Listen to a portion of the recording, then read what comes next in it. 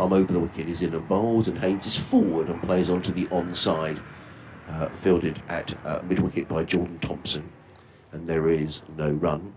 So 8 draws, the last couple of draws, and Derbyshire very nearly got there, 361 for 8.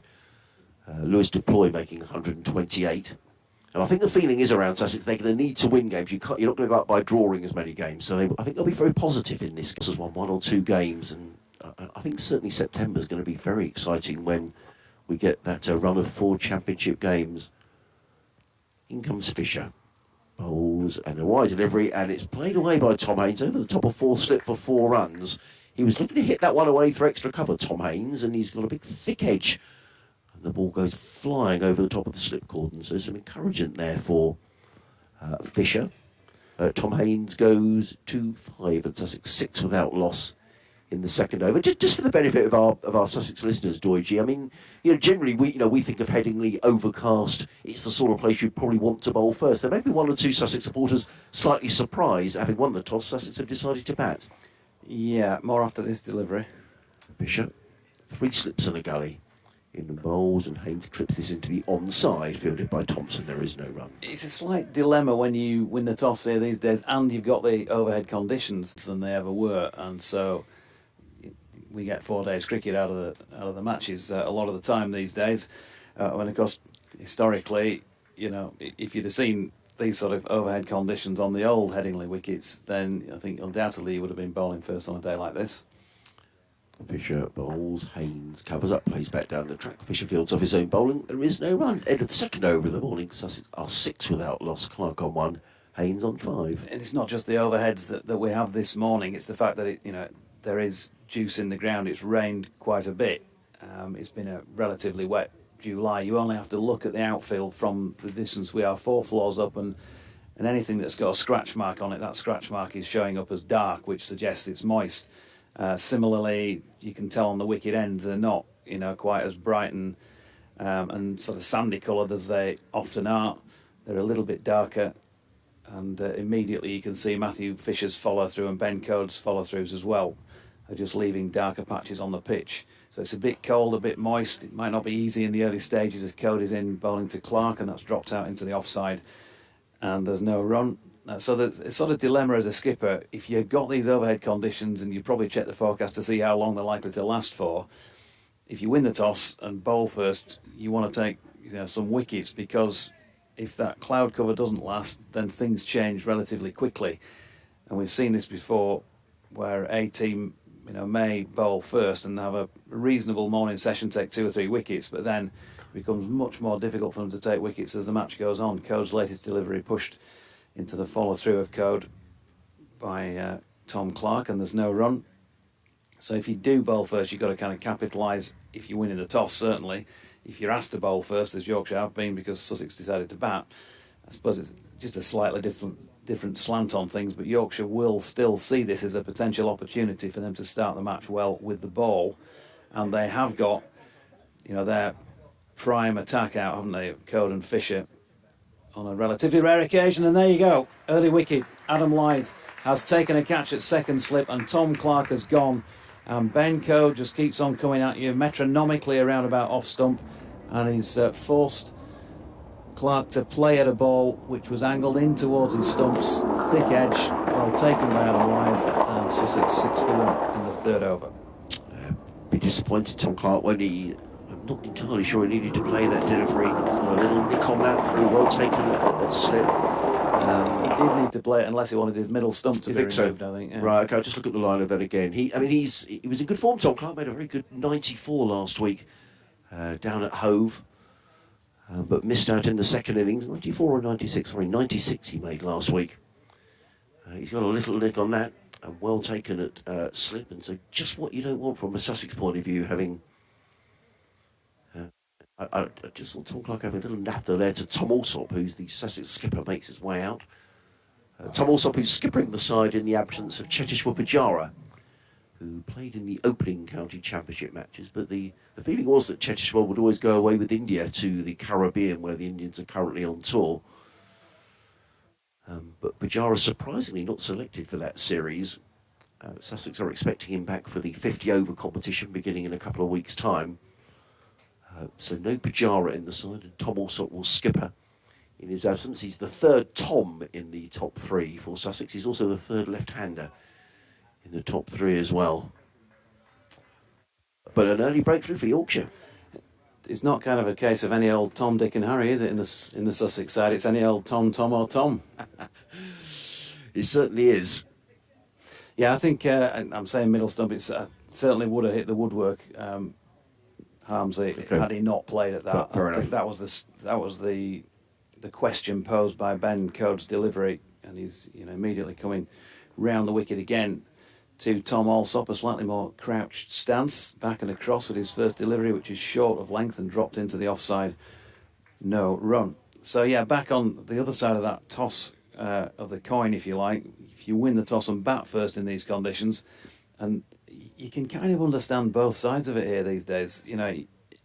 It's usually a decent deck, so if you bat well, you might have to, bat carefully in the morning session, and then you hope for better conditions and that things will dry out there at least as the day wears on. If they don't, then you can be in a bit of peril. As Cody's in, and Alsop turns that into the leg side where Milan fields, and there is no run. I mean, certainly the weather forecast suggesting there could be some interruptions throughout the day. So it looks like it might be a bit of an on-off sort of a day, doesn't it? Yeah, it does. And so, that would give you the impression that, generally speaking, feels like a bowling day. Oh no, I agree. Yeah. Code coming in past umpire Middlebrook, and another good delivery, not dissimilar to the one that took the wicket earlier in the over. It doesn't with this ball. Alsop successfully defends. 3 overs complete. Then Ben Code just keeps racking up the wickets. He took his average down below 20 again last week. He took a 5 for in the first innings at Worcestershire and another wicket in the second. 5 for 33 off 21 overs in the first innings. Tremendous effort, and then 10 overs, 4 maidens, 1 for 19 in the second. And I got the calculator out quickly because it was 20 point something at the point at the start of the match, and he went back below 20 with that average. And when you've got over 200 first class wickets at fewer than 20, that's seriously good bowling. Matthew Fisher running in from the football stand-in, bowls to Tom Haynes, who's hit on the hand, and that's a nasty blow, and Tom Haynes winces and takes his glove off, and this looks nasty for Tom Haynes. Immediately that hit his hand, you could tell that he winced, and he's thrown the glove to the ground, and he's wandering off in the direction of square leg, and he looks in a good deal of discomfort, does Tom Haynes. He's been hit on his left hand. Now, let's wait and see. Tom Alsop has come down to pick up the glove, but immediately he was hit, he threw his glove on the ground, which was an indication that that could be a nasty blow for the Sussex opener. Let's just see if the physio is on his way out. I'm sure he will be. John Morelli, he's not come running out yet, but he's looking to, here he comes. So John Morelli, the Sussex physio, is running out onto the ground. Was a delivery that just maybe surprised Tom Haynes, which suggests there is a bit of juice in the pitch, maybe, Jonathan, and he was wrapped on the hand was Tom Haynes, and he does look in a good degree of discomfort down there. So he's being treated, which gives us a chance just to catch up with events elsewhere. England have won the toss at Old Trafford in the 4th Ashes Test. Australia are batting first. Probably no surprise, really. Australia so far 7 without loss. Elsewhere in the County Championship, they seem to be playing everywhere except for Trent Bridge. And certainly as I drove through that part of the world this morning, Georgie, there was a lot of rain around Derbyshire and Nottinghamshire, but delayed there. Not delayed at Derbyshire, interestingly. In the second division, they're batting first against Durham. They're 8 without loss. Leicestershire playing this week, I think, at Oakham School. They are playing Worcestershire. Worcestershire batting first. There are 3 without loss.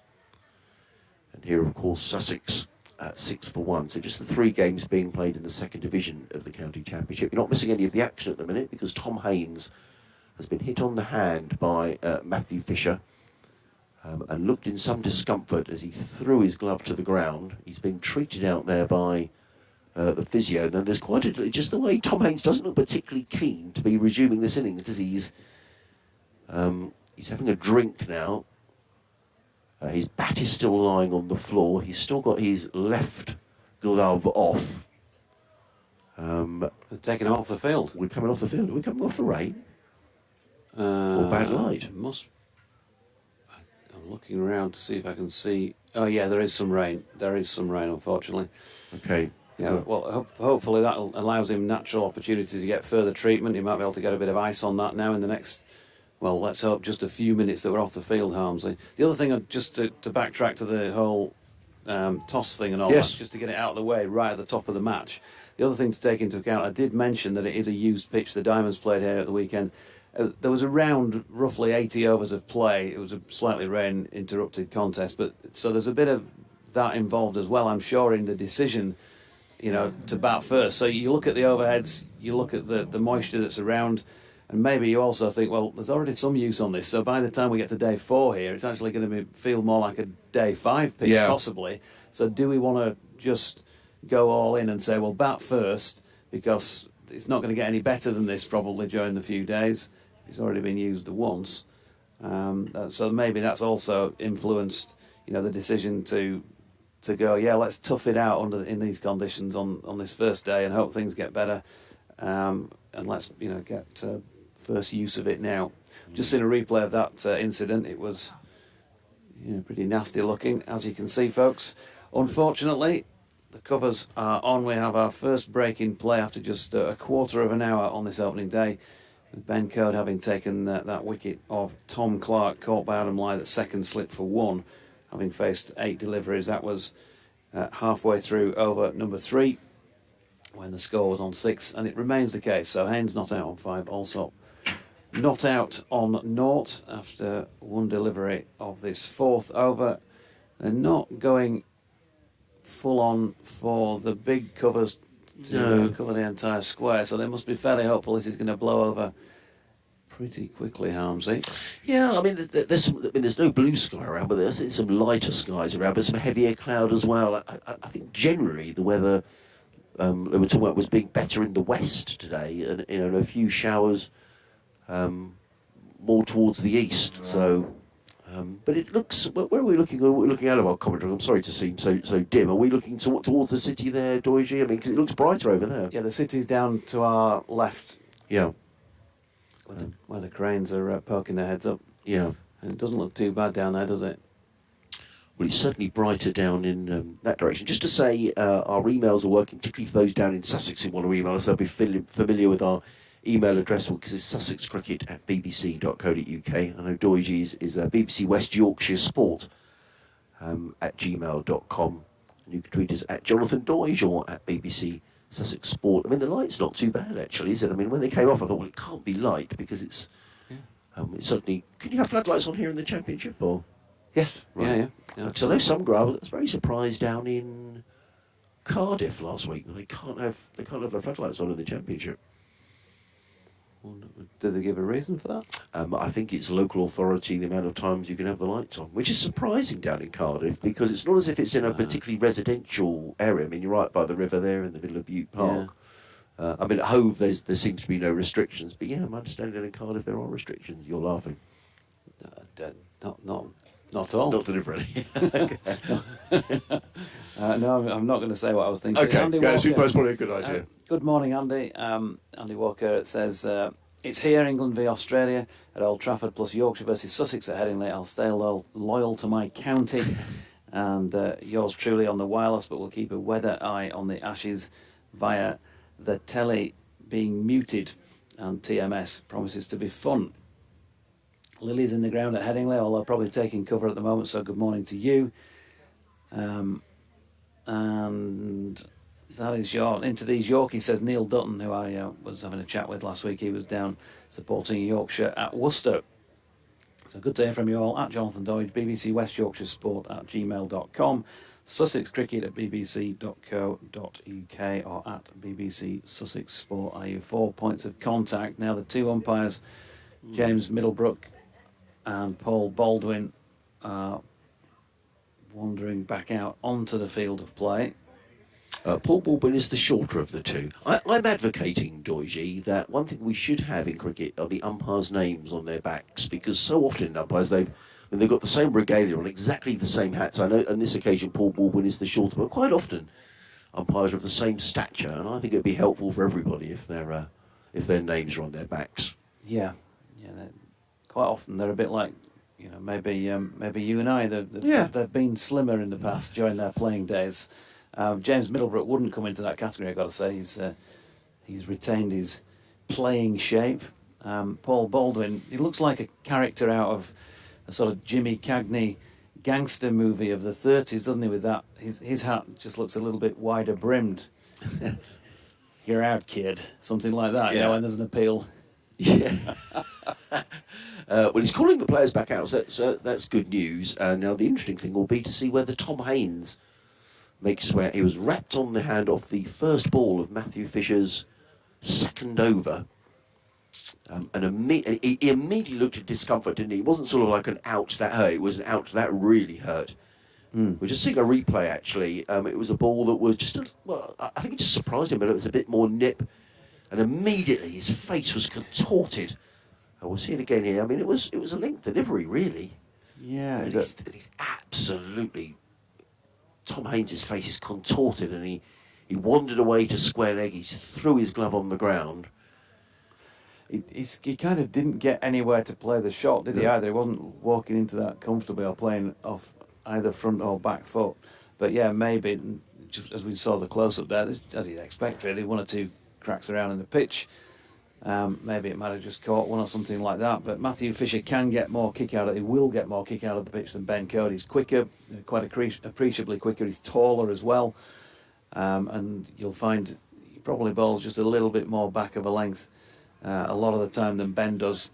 Last week I was saying he probably didn't look like he was quite on the money, but speaking to some of the lads afterwards, actually, Jonathan Tattersall in particular, who of course was standing with a much better angle than I was in the com box at Worcester, as you know, it's offset, and he was behind the stumps, and he said he thought he bowled beautifully without any luck. So there you go. That was from the horse's mouth. And he's first to lead him out, Matthew Fisher, to get the ball back in his hand. So pleased to say we've only had a probably 8 minute delay by the time they get back on. Well, he'll be chopping at the bit.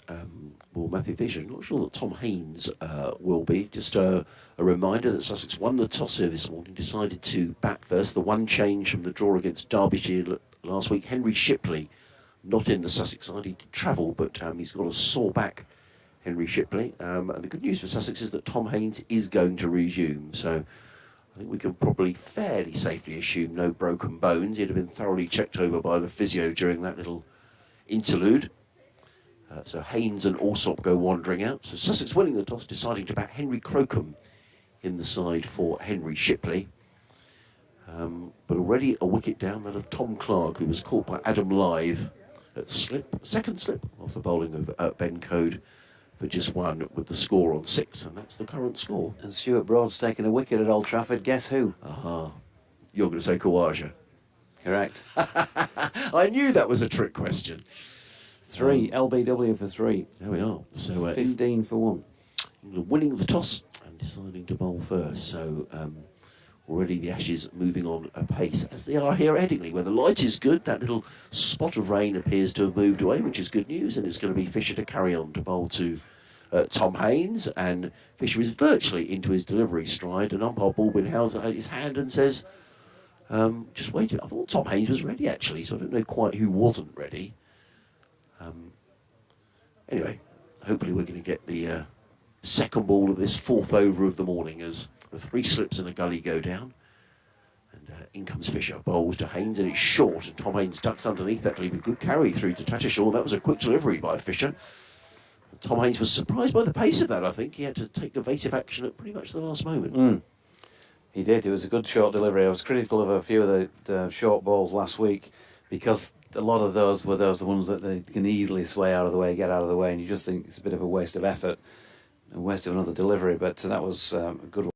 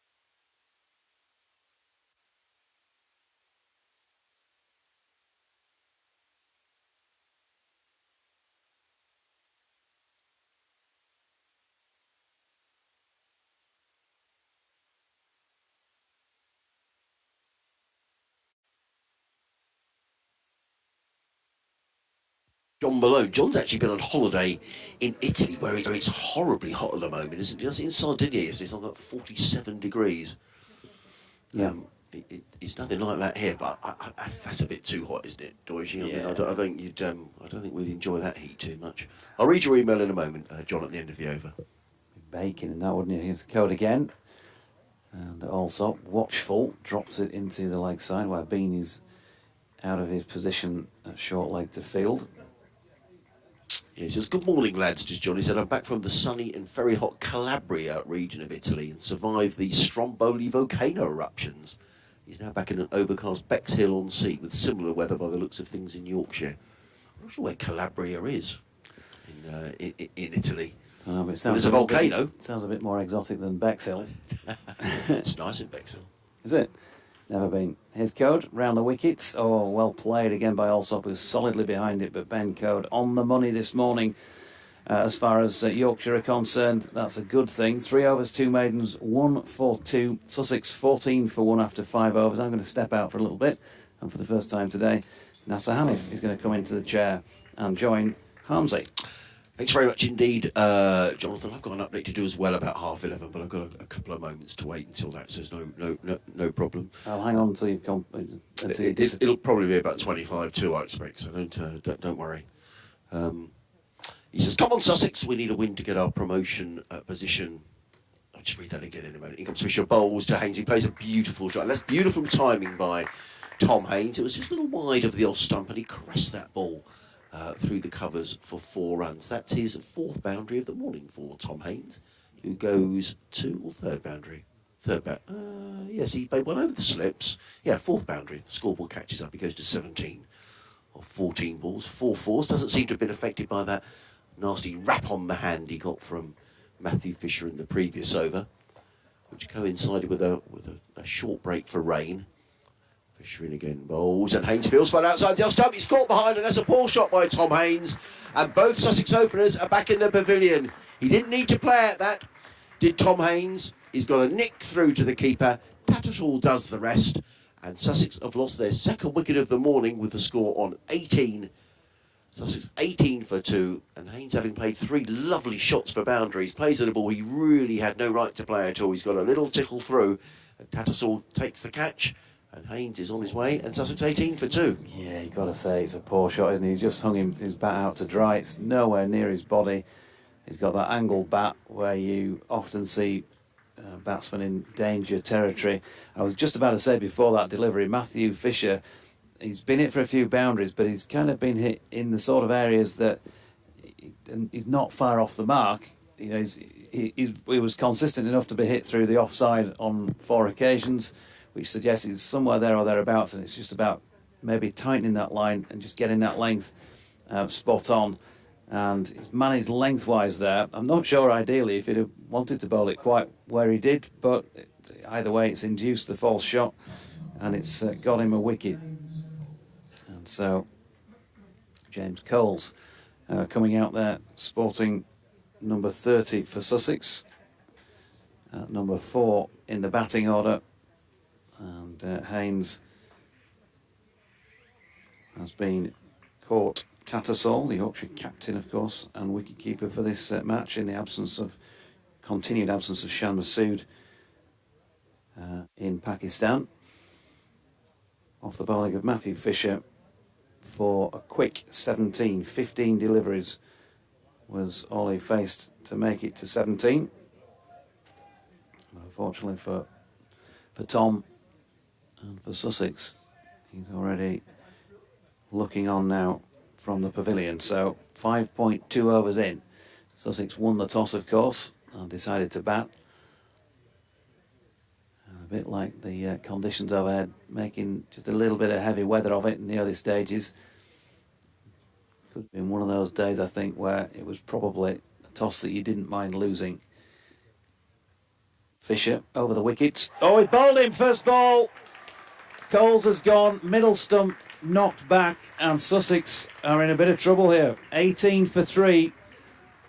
Just half an hour or so into the day's play. 5 overs and 3 balls gone. Matthew Fisher celebrates with Ben Code, and well they might. Ben Code metronomic at one end, A little bit more of the flash about Matthew Fisher as usual from the other end, but there was nothing wrong with that delivery, and he's got him middle stump. A golden duck. Not sure if it caught the inside edge on the way through. Don't think so. I think he might have played just outside it. Let's have another look. Maybe. It's hard to tell precisely, but either way, he was on the money sufficiently first ball to get that middle stump knocked back. Sussex 18 for 3 at 11:33.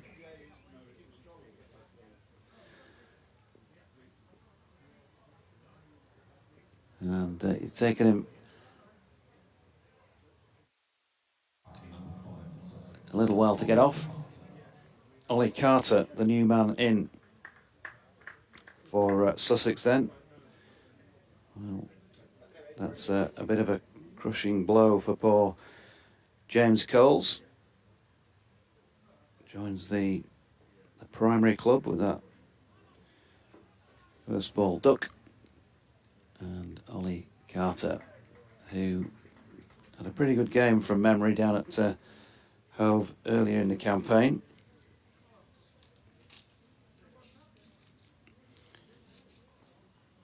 Just checking back through the card there, yeah. Made 64 before being caught by Finlay Bean off Ben Code. So good memories of playing against Yorkshire. And his first delivery is just dropped into the leg side.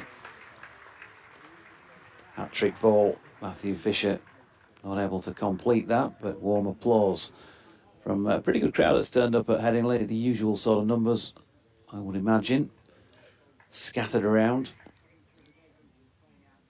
Drowned really in the size of the stadium, as we often get here.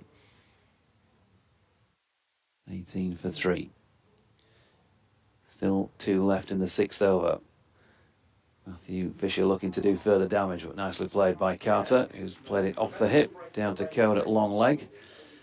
And 1 run.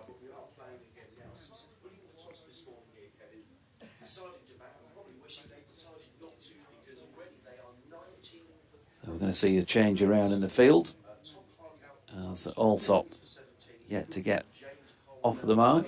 He's going to be back on strike for this final ball of the over. So if you're just joining us, in recent minutes already some serious damage done by the Yorkshire opening pair to the Sussex top order. Tom Clark caught live, bowled Code for 1. That was a catch at second slip. We then had a 7-minute rain break.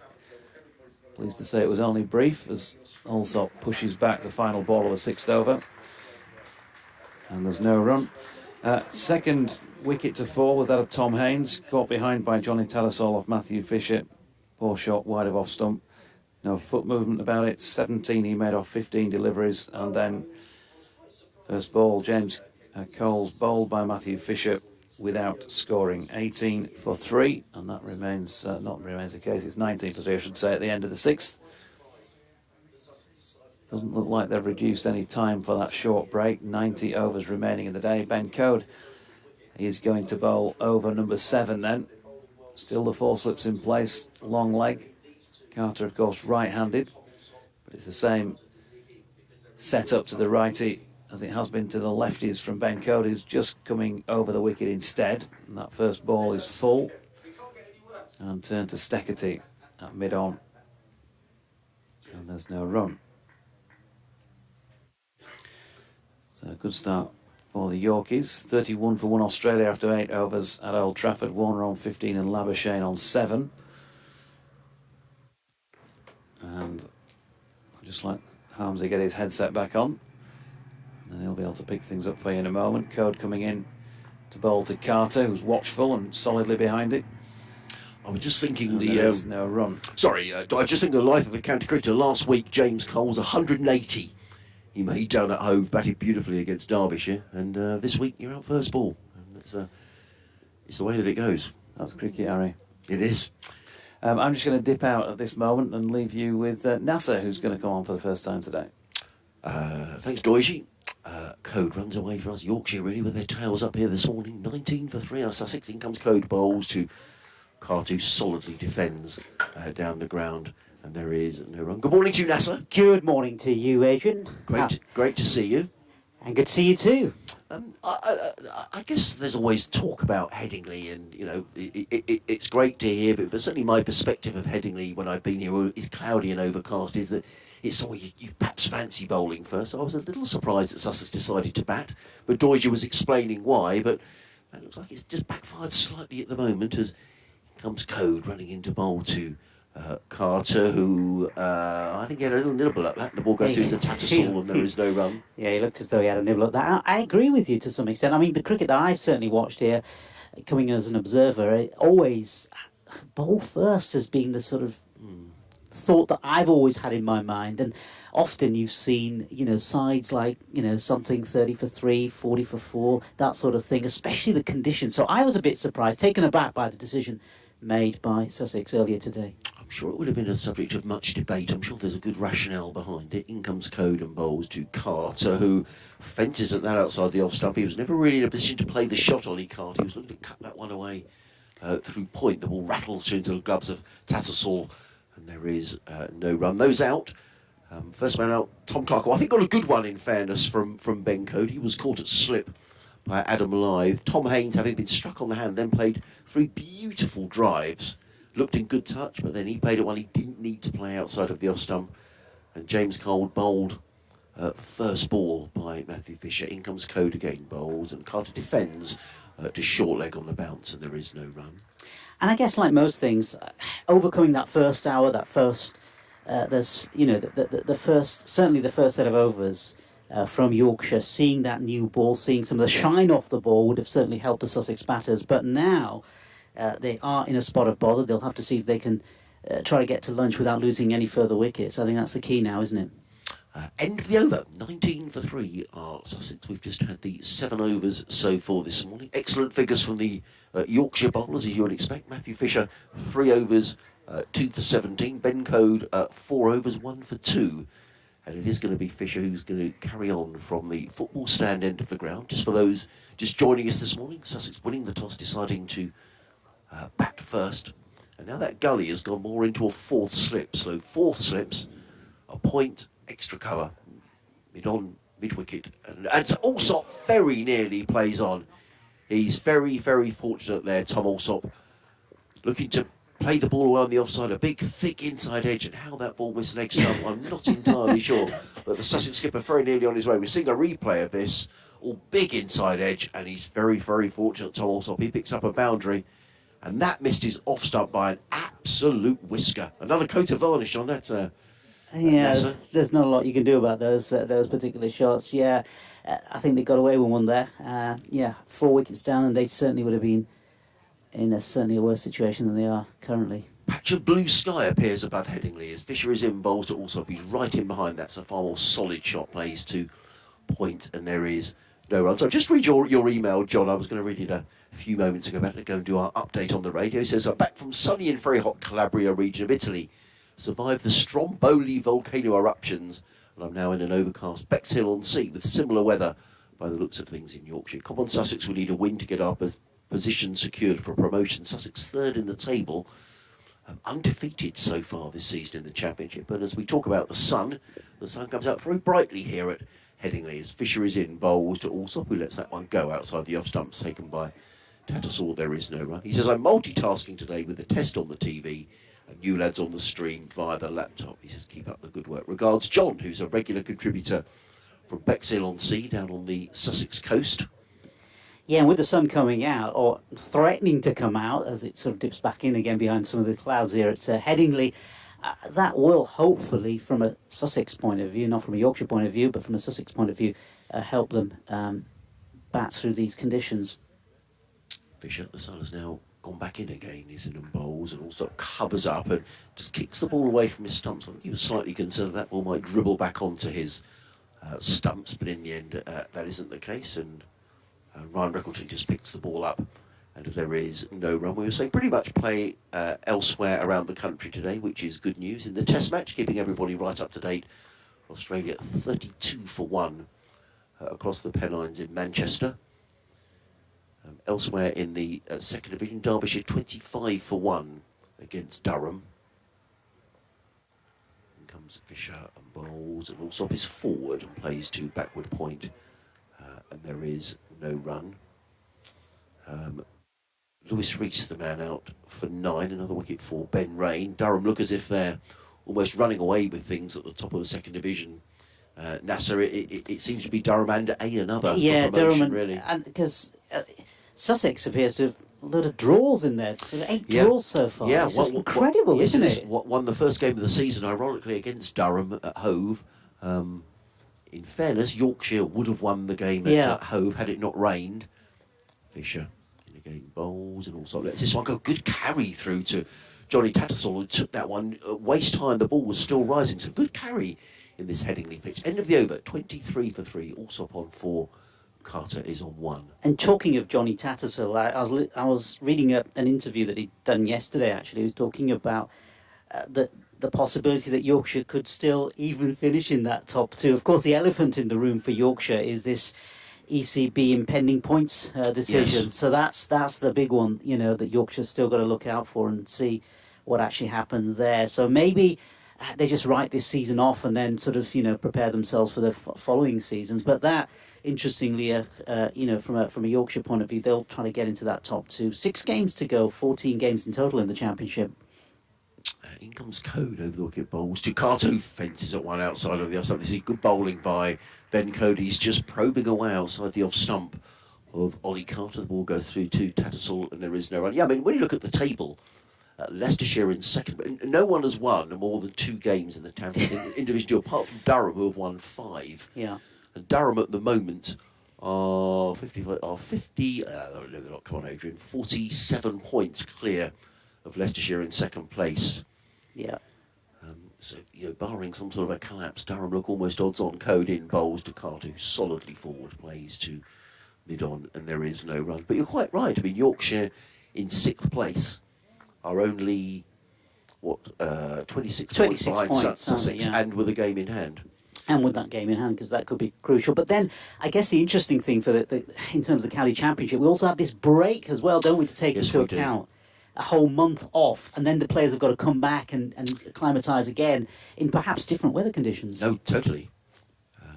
4 slips go down. Code on his way again. Bowls. Carter again feels for that outside of the off stump. He's bowling a really fine line here, is Ben Code, and he just gave Ollie Carter a bit of a stare as he beat the outside edge for the second time in the over, and that just moved away from the right-hander. It's not easy here for Sussex. Already lost 3 wickets. No, I agree with you completely. And we've got the break for the 50-over competition. Some of the players, not many of the Sussex players, I have to say, going away to the 100. And then back for a really a busy September. Yeah, because some of those players will presumably sit out the 100 and sit out the... Here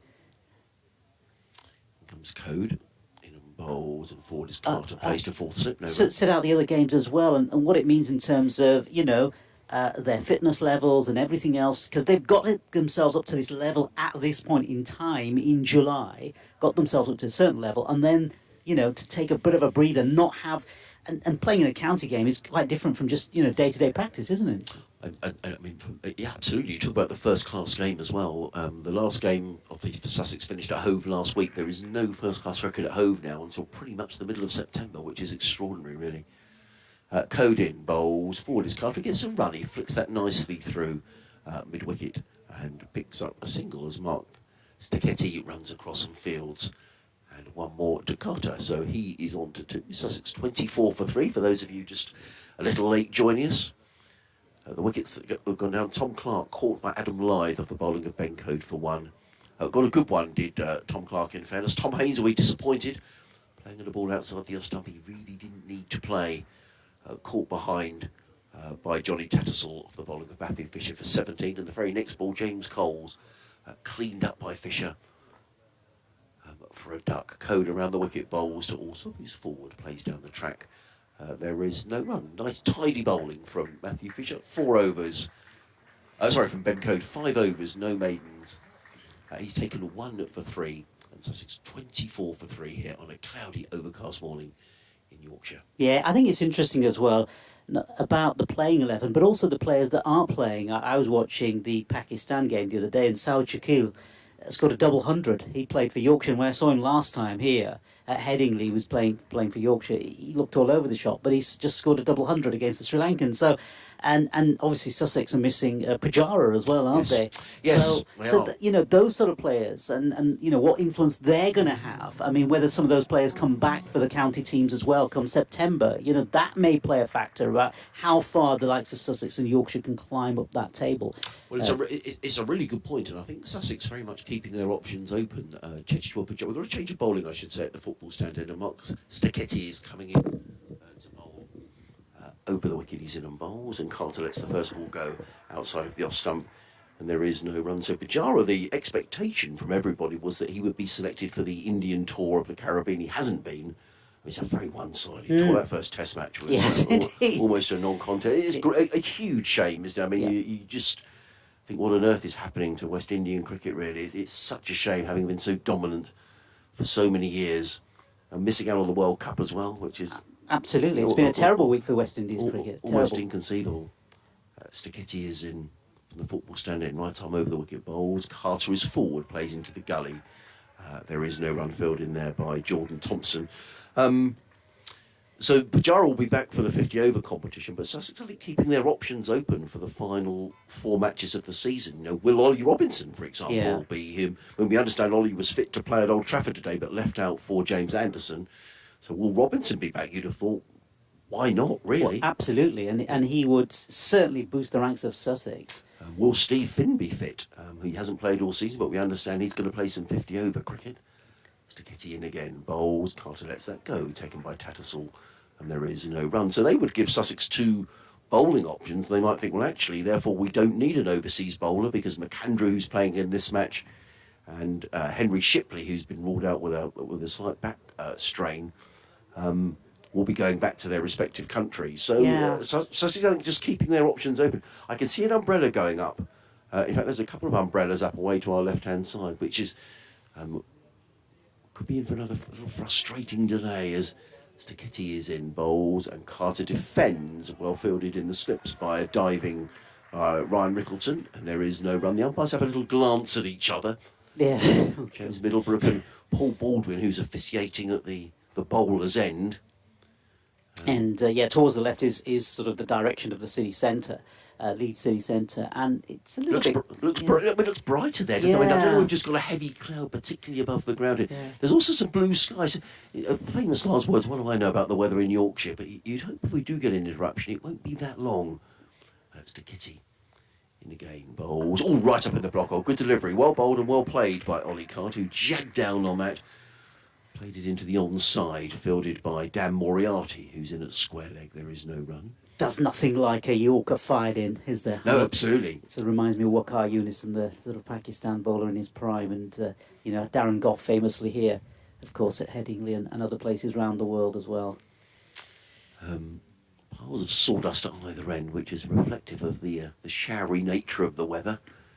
That's Stacchetti on his way again, bowls, and Carter is now. I thought for a moment he'd been dropped. That was a wild shot by Ollie Carter.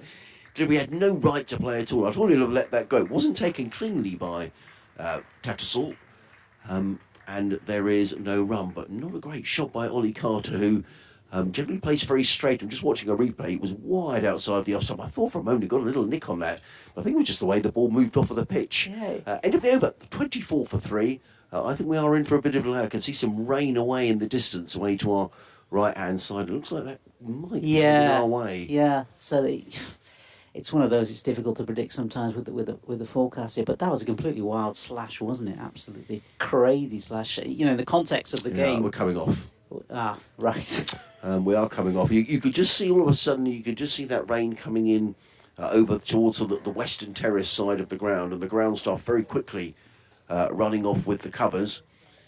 So probably some welcome relief for Sussex, though I don't think Yorkshire will be too worried about a little bit of more dampness getting into the pitch as the covers come onto the field. Another little squall making its way across the ground, and Sussex in a good deal of trouble here. 24 for 3.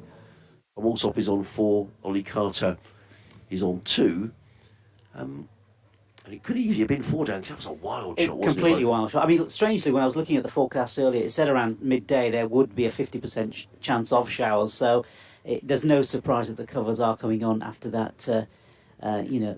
Spots of rain. Hopefully, it'll just be a short break, and proceedings will continue here at Headingley. But at that point earlier on, we were just chatting about overseas players. I was thinking about that earlier as well, and in terms of overseas players, I guess the pool for county championship sides, it must be quite small, relatively small, because I guess sometimes a lot of overseas players, when they're looking at what sort of format they would like to play in, the richer formats of the T20 leagues are much more lucrative, and if you've got an option of going and playing in a T20 league, wherever that may be around the world, you're going to get a lot more money than coming and playing for a few county championship matches, whether it's Sussex or whether it's Yorkshire. No, I think that's a very good point.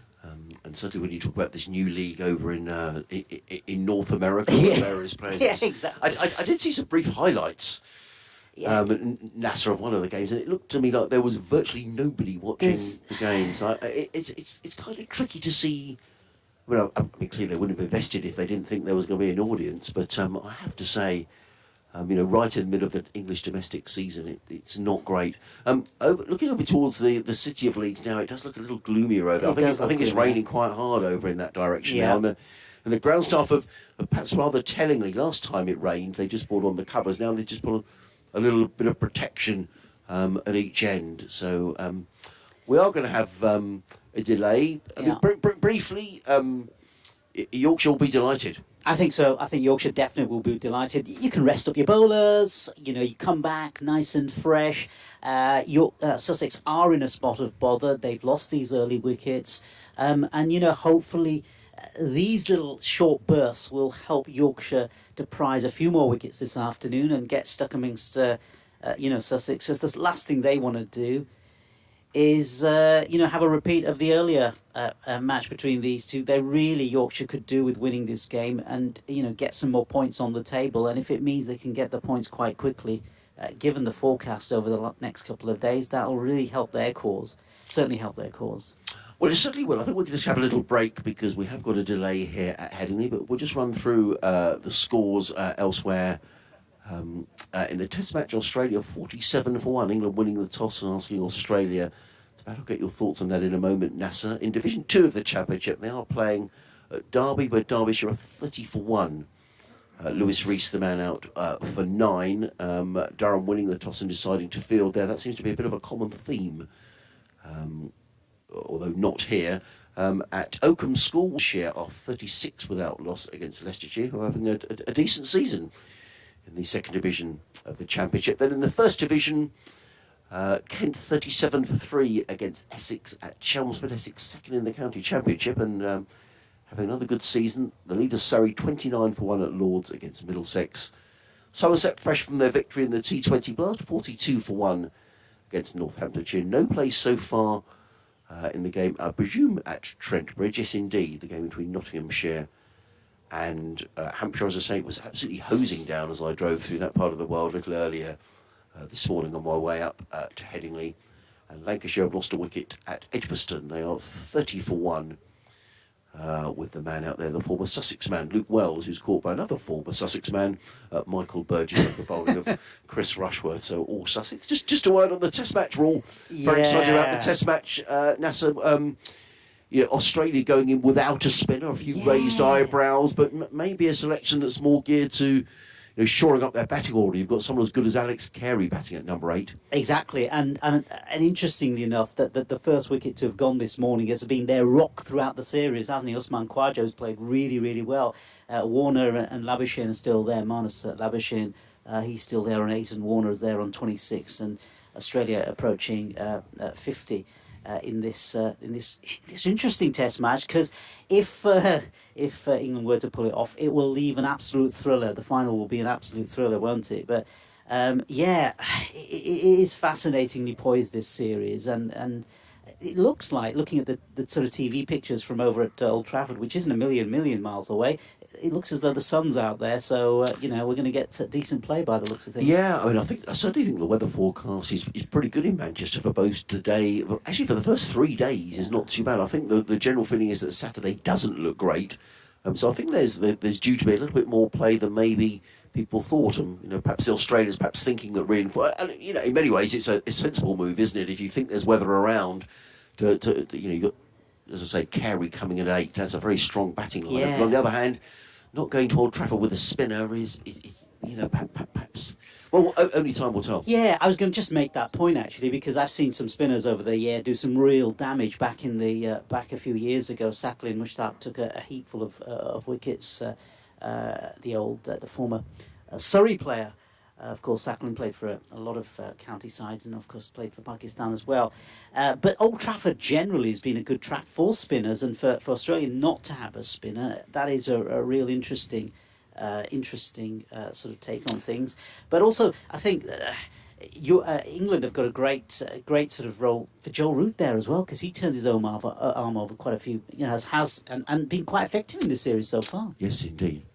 Well, the rain is falling a little more heavily, and I have to say, somewhat depressingly, those sort of brighter skies seem to have drifted away. There's very, very little wind here at Headingley, so this sort of rather dark cloud seems to be stuck over the bit. The only good news is that the ground staff don't seem to be rushing to bring any extra covers on to the field. So, maybe this is something that is going to move away, and there are going to be some brighter skies. But Sussex here, as we have the rain delay, are 24 for 3 with Alsop on 4.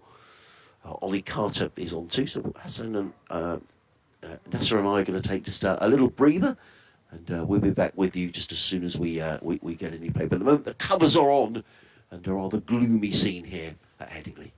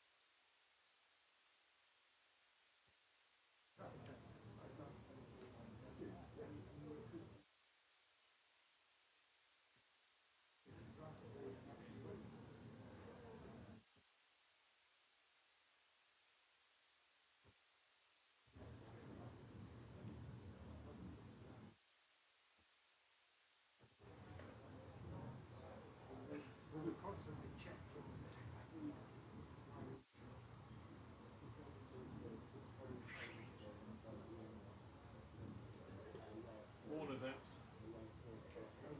Warner's out. Wokes. Wokes? Yeah. Got behind.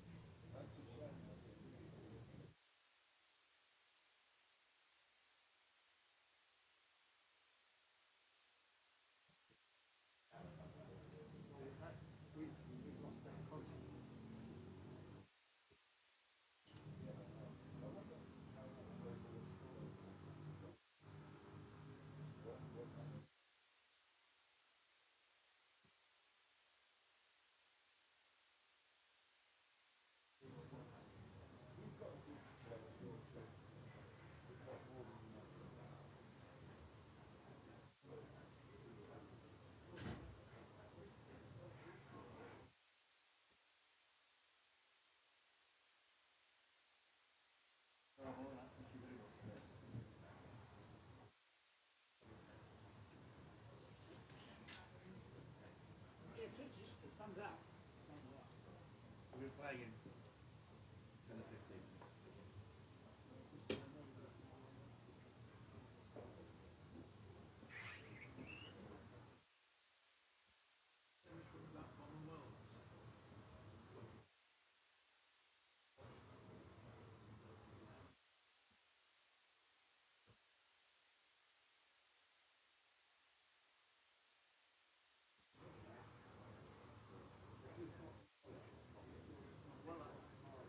what I'm saying.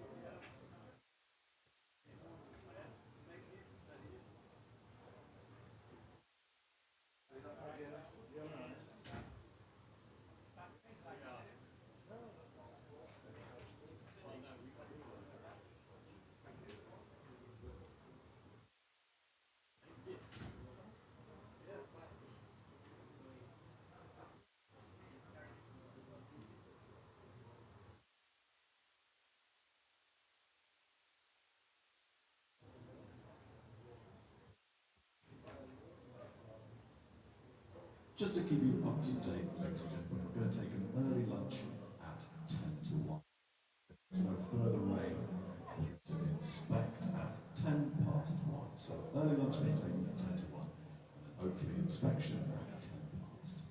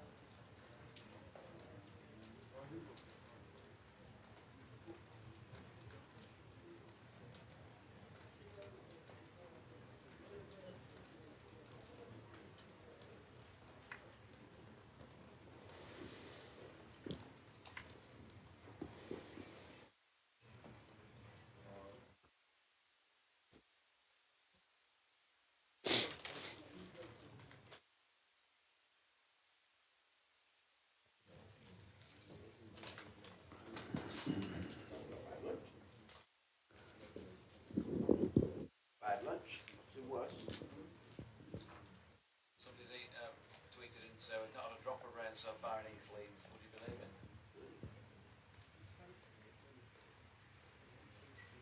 How that one?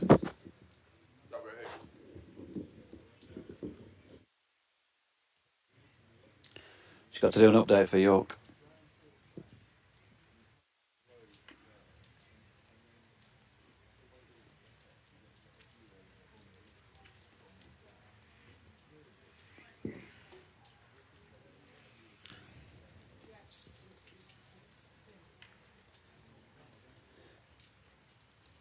Yeah, watching the rain at the moment, Jericho, it's not great, I have to say. They came off the field at, well, what was it, 11:15, just 15 minutes into play for a few minutes, but then were quickly back on, and then they've been off again since 7 minutes before 12. Just 10 overs have been bowled in the match so far. So that's the bad news out of the way, first and foremost. They are taking an early lunch from 12:50 until 1:30. I still don't understand why they can't just take that now. While the rain's here, but they've arranged to take an early lunch from 12:50 until 1:30, and they're having an inspection at 1:10.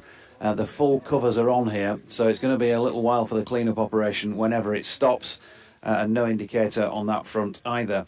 But Sussex won the toss, decided that they would bat first on a pitch that's been used already during the Diamonds' defeat here to the Central Sparks over the weekend, so it's had about 80 overs or so of use on it, and it would have been a bit of a dilemma with cloud cover and all that around at Headingley. You know how things are traditionally here as to what you wanted to do. Well, they've taken the chance on batting, and it's cost them really, Sussex, because they've lost 3 wickets in those first 10 overs. Tom Clark caught a second slip, Adam Lythe off Ben Code for 1 in just the 3rd over. Then in the 6th over, Tom Haynes was caught behind by Johnny Tattersall, a ball that he shouldn't really have had a go at. Matthew Fisher taking that wicket, Haynes gone for 17.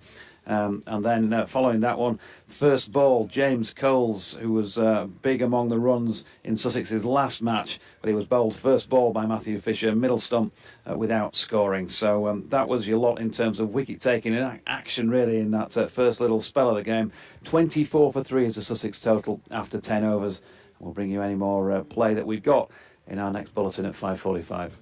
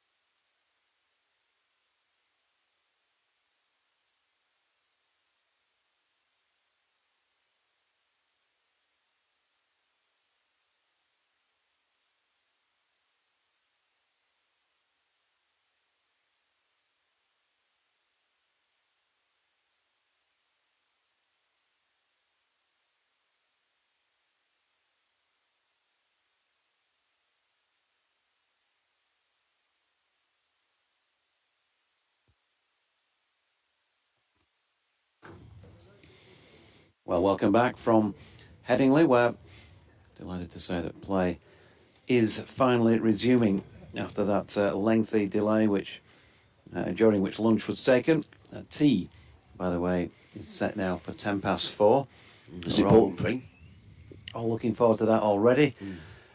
Well, let's hope we get a full rest of the day in terms of play out here, because forecast-wise, it wasn't so bad today, and just a bit of showers around lunchtime forecast. Well, unfortunately, they've lingered. They've come back a little bit heavier at times, and so not an ideal day for spectators. Not an ideal day for batters. You wouldn't have thought. Sussex, of course, won the toss and decided to bat first. Have lost those 3 wickets. Those are Tom Clark for 1, Tom Haynes for 17, and James Coles without scoring.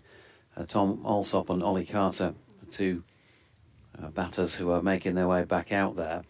And on days like this, Harmsy, it favours the bowling side, doesn't it? There's a bit of weather around. They've gone and had a blast. They've had 10 overs, so they've got themselves nice and loose, taken 3 wickets, a couple of hours rest, and now back into it and can approach it fresh again. Yeah, I mean, it's still a relatively new ball. Yeah, I'm quite surprised. I mean, Sussex must have had a reason for deciding that they wanted to bat first, and I'm sure we'll find that out afterwards. But all the indications were that we were going to get some interruptions. Here's Code then. Kirk's to lane end, and his first delivery to Alsop is just dropped into the leg side. There's no run. As we should say, Steve Smith out in the test for 41. So Australia now 121 for 3. LBW to Mark Wood. Good news, you can see out there still that heavy feel, particularly the strip that they'll have played on in the test match the other week, which is well worn and dark around the area where all the footmarks were from the bowlers of both sides. Here's go around the wicket again. Alsop pushing half forward. The ball drops into the offside, no run. So which one was it? Is that the strip 3 to the right of where the current strip is, Dorothy? Yeah. That was the test strip. Okay. That's pretty much in the middle, I guess. Yeah, pretty much slap bang. Still 4 slips and a point and a mid-off, mid-on, short leg and long leg. Umpires reminder James Middlebrook standing at this Kirkstall lane end where there's now a pile of sawdust that Ben Code has just circled. And Paul Baldwin is at square leg, and here's Code in again. Also, nice back foot punch. Fisher goes at it one-handed in the field. Doesn't take it cleanly, but nor does he concede a run. And a quick early look around what's going on elsewhere. Apart from in the test match where it's 122 for 3. On the county scene, Division 1, Lancashire 103 for 5 at Edgbaston against Warwickshire. At Trent Bridge, Hampshire 33 for 2 against Notts. At Lords, Surrey 100 for 1. Having been put in by Middlesex. Code in again, Alsop flicks this off the hip down towards long leg. And they're through for a comfortable single. 25 then for 3. Come the end of that over. Has it? No, it's not.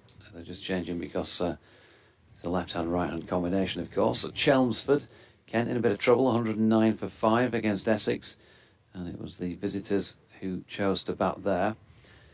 Meanwhile, at Northampton, also in Division 1, the hosts won the toss, put Somerset in, and the visitors are 131 for 2. Code switching to back to over the wicket as the sun comes out here in LS6. Good delivery from Ben Code, and has Ollie Carter pushing forward to one just outside off stump. Elsewhere in Division 2, Derbyshire 111 for 2 against top of the table Durham, who put them in. And at Oakham, Worcestershire 98 for 4, having been put into bat by Leicestershire. Up to date then. They're all in play, pleased to say, at the moment. We've got one left in the 11th. Frustrated then, Ben Code. It's the umpteenth time. He beat Ollie Carter a couple of times outside the off stump before the break. Just before the break, Carter had a wild drive at one outside the off stump. Code in again, and Carter this time shouldering arms. I was saying before, I think when you were off last time, and I was on with Nasser, that he played well when he got 60 odd down at Hove in the reverse fixture.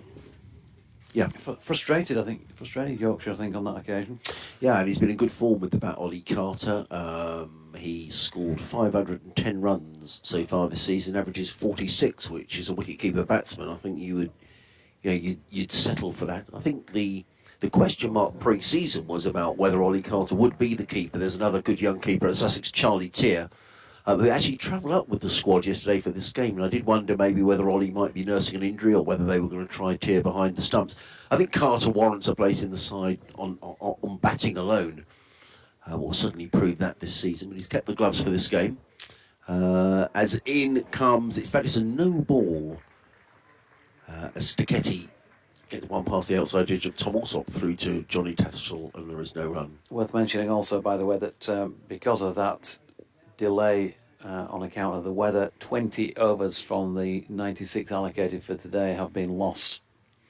I think we'd be pleased if that's all we lose, won't we? I mean, with the weather forecast, if we could get 76 in today, we may be here quite late, but I think we'd settle for that. Sticchetti in again, over the wicket, bowls to Alsop, who's forward, plays it back down the onside of the track, and there is no run. So 4 slips in place, a backward point, a wideish mid-off, a straightish mid-on, mid-wicket, and a fine leg. Some darker clouds behind the football stand at the far end of the ground, but that seems to sort of be passing across. So fingers crossed, as Doige was saying, hopefully we're going to get a decent spell of uninterrupted play as the sun tries to come out. Sticchetti is in again, bowls, Alsop is forward, plays into the offside. Well, there was a bit of hesitation there. It looked as if Alsop was setting off for the run.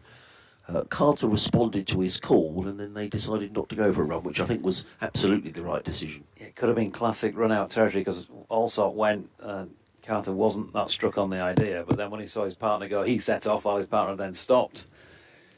Fortunately, it was just that bit too far away from the fielder's hand to get a quick throw in.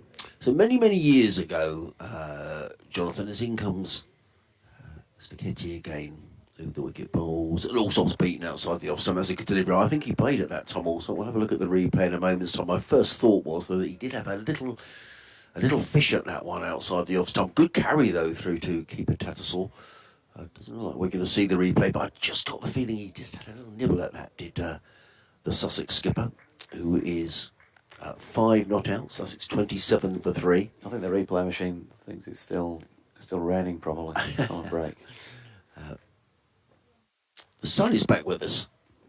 As Sticchetti is in bowls. Alsop definitely played at that. Good take by Tattersall, diving away in front of first slip. And there is no run. Good testing spell of bowling.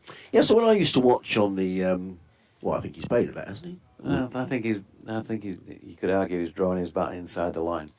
It partly because he's got quite an open stance, and we're also, for those unaware, we've got this angle, so we are behind the batter, so not quite so easy to tell, but I think it looks as though he's probably got the line in his head and he's pulled his bat inside it. Sticchetti in again, bowls, and Alsop drips away. That's a nice looking shot by Tom Alsop down to a fine leg and picks up a single. Sussex go to 28 for 3, Alsop to 6 as the umpires change over for the right-handed Carter. So when I was much younger, Doige, and I stress much younger, and I'd have been watching cricket on the BBC from Headingley. When you were younger, so much younger than today. Yeah. You never needed anybody's help anyway. And there would have been the pavilion, which was side on to the wicket. So which side would the old pavilion have been? Over there, east side. Right, okay. And where you used to see the heads just sitting above, at one end of the ground, was that this end of the ground? That was this end, yeah. The coconut shy, as they call it, yeah. Right. Sticchetti is in bowls, and Carter, well, I think he's beaten him outside the off stump on this occasion. Taken by Tattersall, and there is no run. So end of the over, 28 for 3. Alsop is on 6, Carter is on 2. So the pavilion was over there. So when Geoffrey Boycott got his 100th 100, he was batting at this end. Right, okay. Struck the ball down towards down the ground stand end, yeah. of Greg Chappell. Yeah, Graham Roop jumped over it at the non-striking end. That was Graham Root, was it? Right, okay. Yeah, and they used to go up the stairs at the side, didn't they? Yes, that's right. Yeah. And when did that come down? Was that there? Were there been there in the Test match of '81 when yes, both of Ashes when Willis got all the wickets? Definitely was, yeah, because I can remember seeing the presentation on the balcony there for that as Code is in, and that's punched up to mid-off. Fisher Fields, no run. I was here on the Botham runs day. I wasn't here on the final day. Wow. I was on day 4 when it all changed. That must have been amazing to be, because you must have It come along was. I thinking it was almost going to be all sitting over. down there where sort of roughly where the nets are over the far Okay. corner there on the western terrace. And the Western Terrace was there then in those days. I mean, it was Yeah, the Western Terrace was still the Western Terrace, but it was benches or not quite as steeply inclined as it is now. It was just wooden benches, a bit lower in its angle from the ground. That's nicely dropped into the leg side beyond any chance of Finley Bean getting his mitts on that at short leg, and they've got back for 2.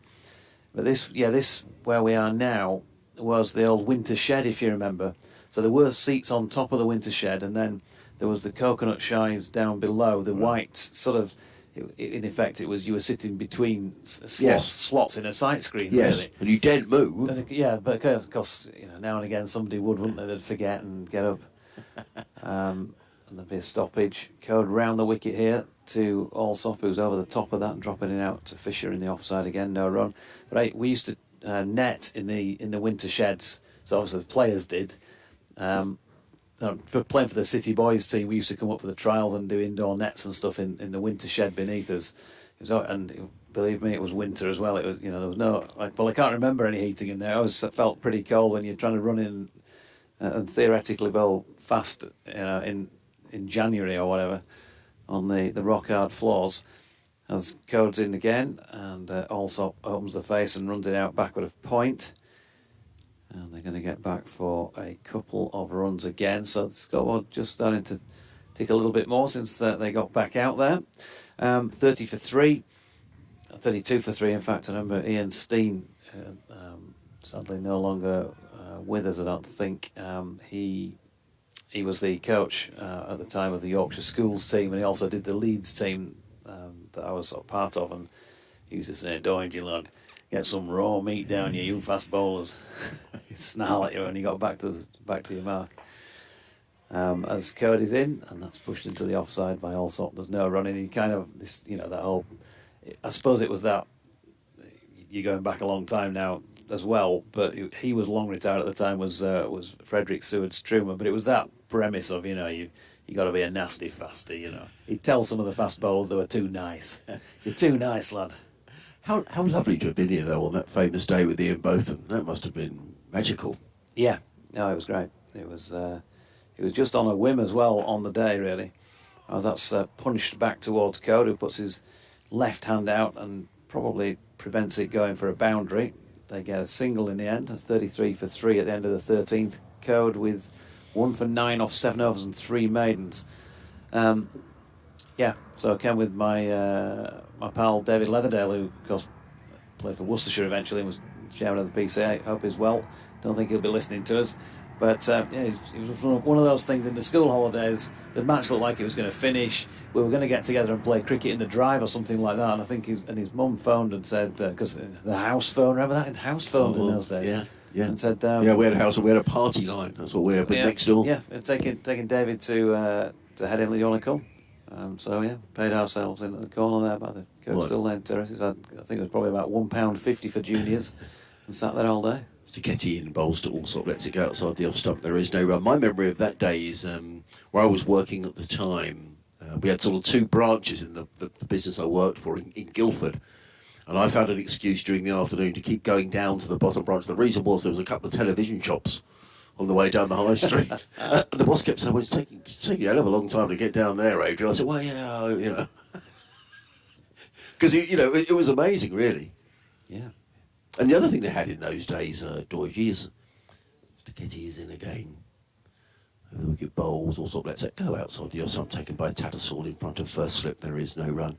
You had the number that you could dial on the phone, which would give you the updated cricket score. I forget what it was called now. There was a BT number that you dialed. And the office that I worked in at the time was pretty much full of ladies who weren't very interested in cricket at that time. So, of course, the bill eventually came in for all these phone calls on said day of, someone dialing an unknown number. And, of course, most of it was me trying to catch up with what Ian Botham was doing.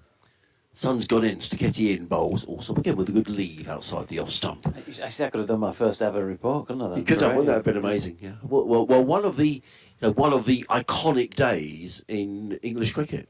I would say that day, the day that England had lost, and remarkable.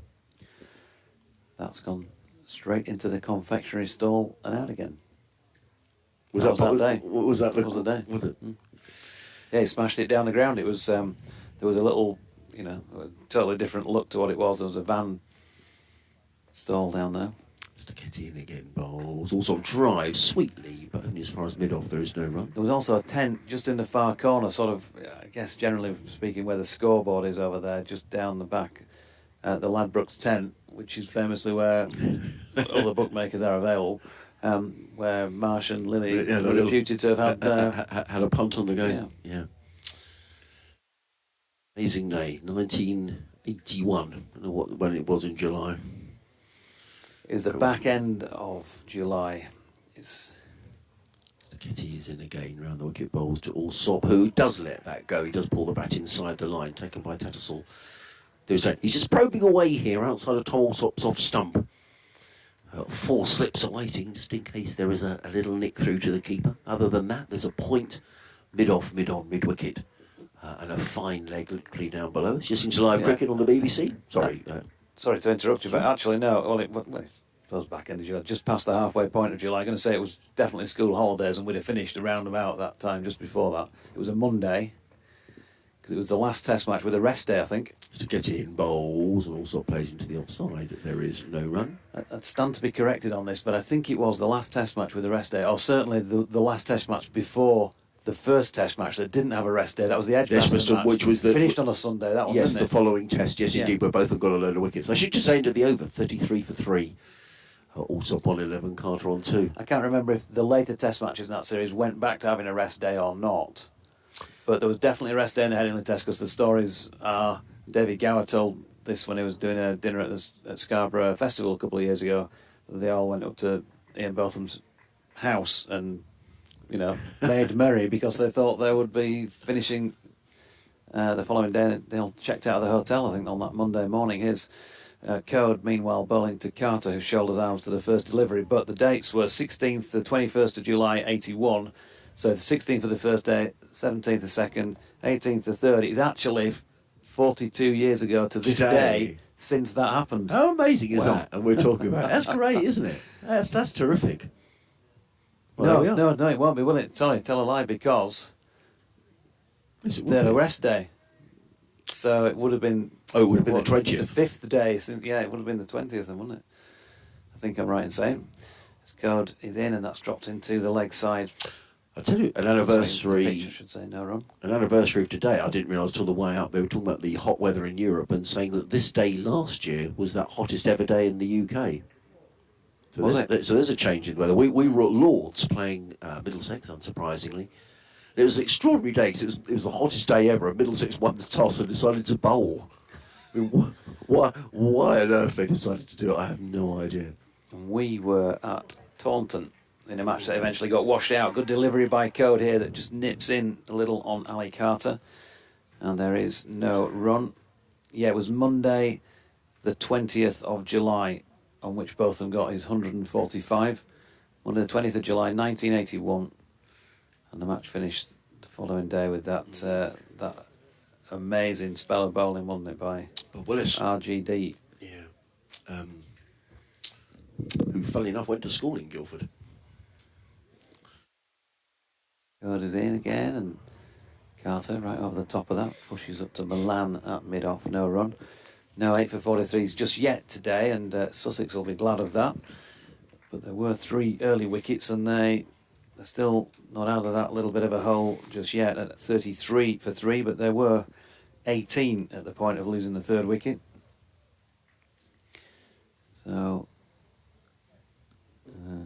a little bit of a recovery being staged. We've had 9 overs and 1 delivery since that previous wicket. And there's Carter again just dropping the ball out into the offside, and Moriarty, sporting number 11, does the fielding. Don Moriarty, born in Reigate, spent a fair bit of time in South Africa, I think you can tell that in the accent. Oh, really? This is Okay. interview. I've not spoken. I mean, interesting signing because I thought he was doing quite well at Surrey, but clearly, they seem to have a surplus of players. Here's Card again, and Carter just safely pushing forward into the offside, and Milan again into field. So 33 for 3, Allsop on 11, Carter on 2, a partnership thus far worth 15, and 15 overs have also been bowled. Meanwhile, back at the Test match. Oh, another wicket? Or? No, 134 for 3. Okay. I'll have to do an update in a couple of moments' time, so I will start the next over. Just to say, we're playing with the Duke's ball again. We were discussing that a bit earlier on. Doige instead of the Kookaburra. Certainly, Paul Farbrace was not in favour of the Kookaburra. It's true to say. As in comes Sticchetti bowls and also runs this one down to third man. He's going to pick up a boundary. It's a relatively short third man boundary. Just nudges that wide of fourth slip. There was a backward point, so a big gap where Gully would have been, and Allsop's able to pick up a boundary. He goes to 15.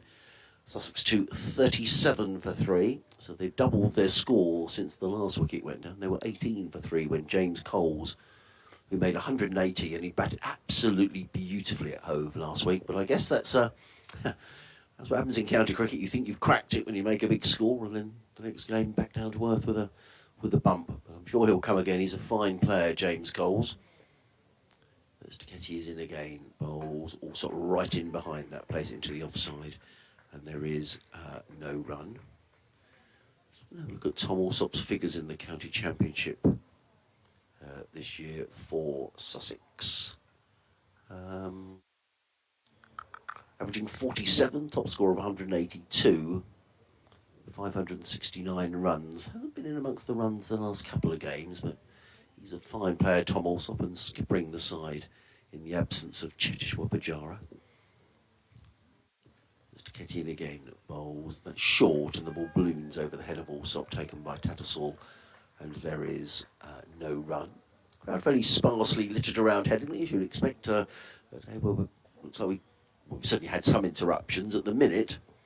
Very difficult to tell where the weather's coming from, but over the city of Leeds, where Doige was pointing out, there is a bit of sun. I'll go because I don't think Jonathan's got an update to do, and I'll be back in about half an hour. Thanks, Harmsy. Sticchetti from the Howard stand end then, in here towards Allsop, who gets one down the leg side. Does have a flick at it. It's a good take by Johnny Tattersall, tumbling away to his right. But it will ultimately go down in the scoring records as a dot ball. Yeah, update to come for BBC Radio Leeds in a moment. Here we go. Well, they've done pretty well, Richard, in the play that we've seen so far. We did have a lengthy break after 10 overs of play from just before 12 o'clock until a resumption at 10 past 2. Lunch was taken during that time, but prior to all of that, 3 wickets had been taken, so good start. Sussex won the toss and decided they'd bat first with pretty heavy skies overhead and on a pitch that had been used already for a Northern Diamonds game last weekend. About a day's worth of play on that, so it could wear, as things go on, a little more rapidly perhaps than some do here. Tom Clark first to go. He was caught a second slip by Adam Lythe off Ben Code for 1. Tom Haynes was then caught behind by Johnny Tattersall off Matthew Fisher for 17, and shortly after that, well in fact the very next ball, James Coles came in and was bowled middle stump by Matthew Fisher without scoring. They were 18 for 3 at that stage. Since the resumption, well, they've scored a few more, and Yorkshire have not yet managed to take a further wicket. So Tom Allsop not out 19. Ollie Carter is not out on 2. And after 6 further overs now, Sussex are 41 for 3 in their first innings. Ball-by-ball commentary on the BBC Sport website. The easiest place.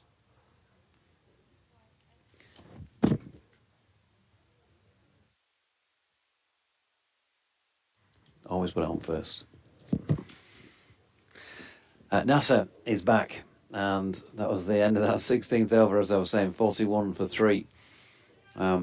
Ben Code is going to continue at the Kirkstall Lane end. 140 for 3, the Aussies at the moment over at Old Trafford.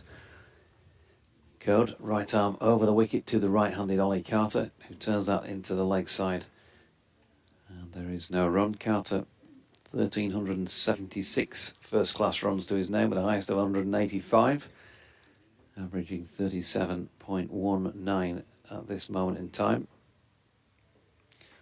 And just slightly outdoes his colleague out there, Tom Alsop, in the highest score stakes.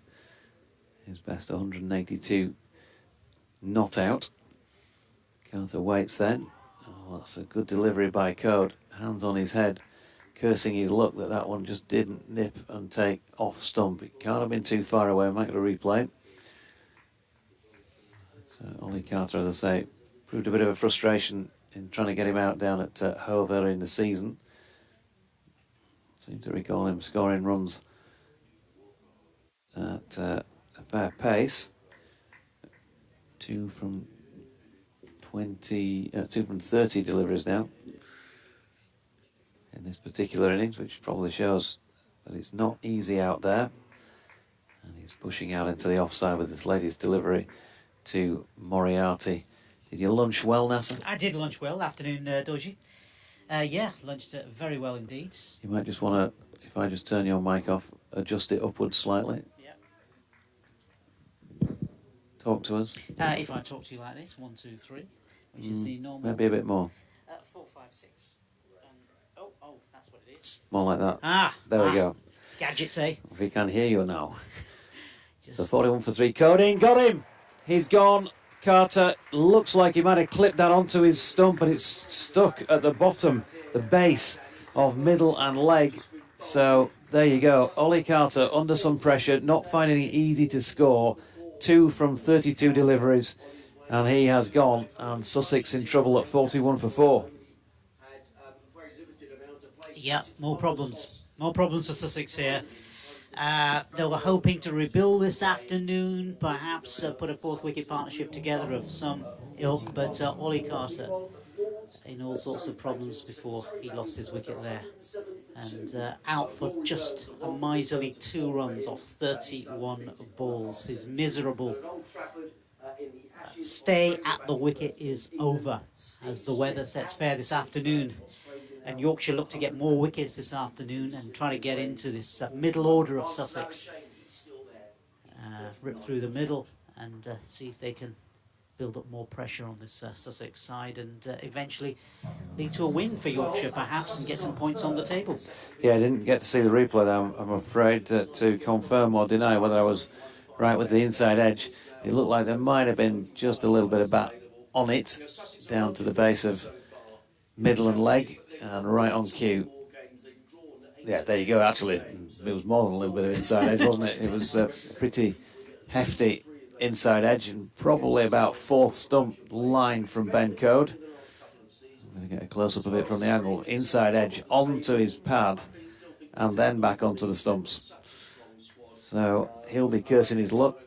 Ben Code will be getting the pats on the back for just keeping it out there, keeping it tight. Keeping him guessing to some extent, and he's got his man. Ollie Carter, interestingly, he's holding his bat as well with that sort of towards the bottom of the bat, so that sort of technique used and favourable, but not really helping him in this instance. So Code in again. New batter is Dan Ibrahim, right-handed. And so 16 overs and 4 balls in at the point that that latest Ben Code wicket was taken.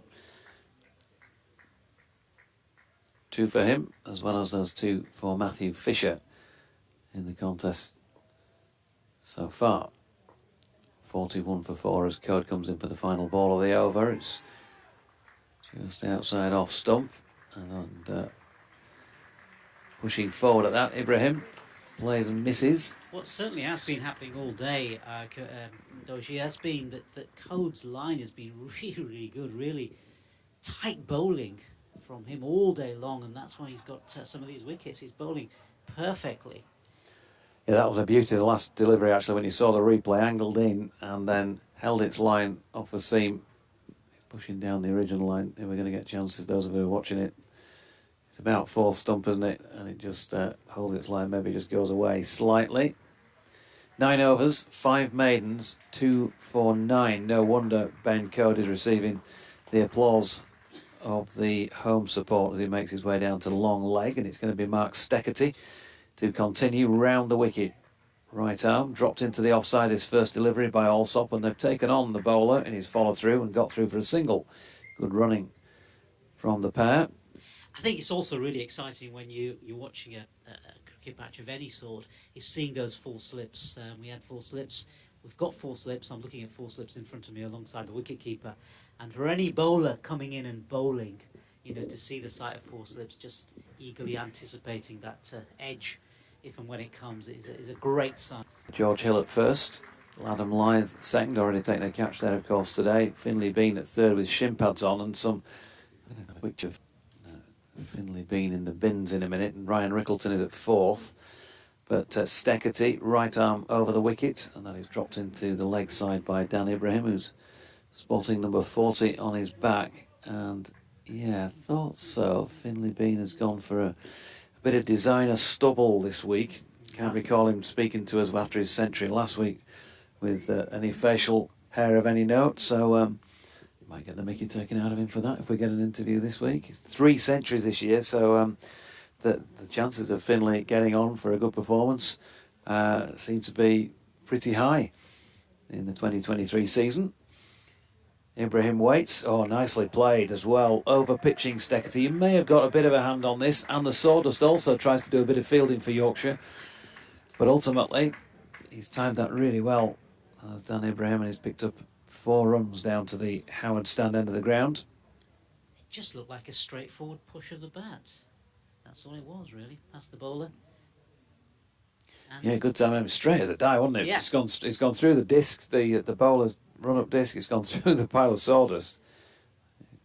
Probably, barring hitting the stumps, pretty difficult to get it much straighter than that. A word from Matthew Fisher to Mark Steckerty. Comes in again then past umpire Pollard, and it's full attempted Yorker by the looks of things, and nicely dug out. Let's just look back at Steckerty's card from last week, which was, of course, his second match in Yorkshire colours. His first one, 17 overs, 1 maiden, none for 82 here against Gloucestershire. And then last week,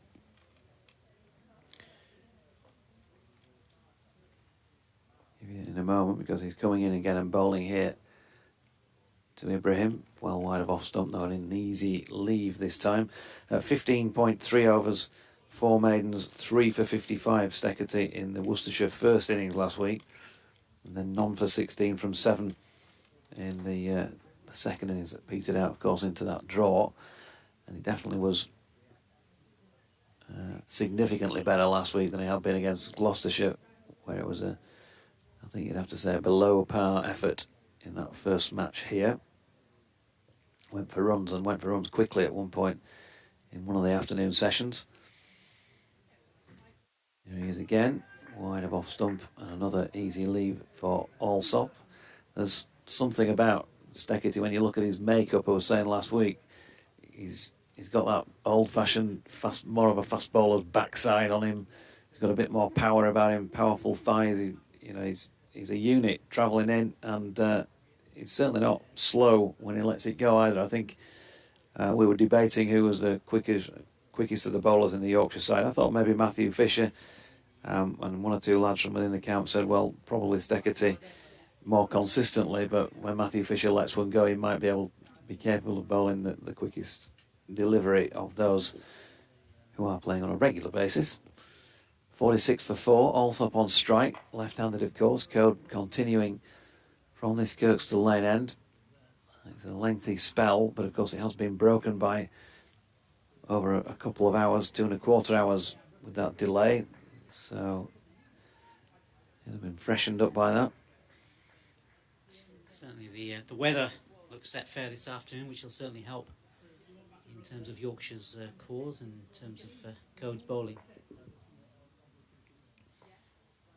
And he comes again, past umpire Middlebrook, and about 4th stump, and maybe 4.5. Allsop left it either way, and it was one of those good leaves.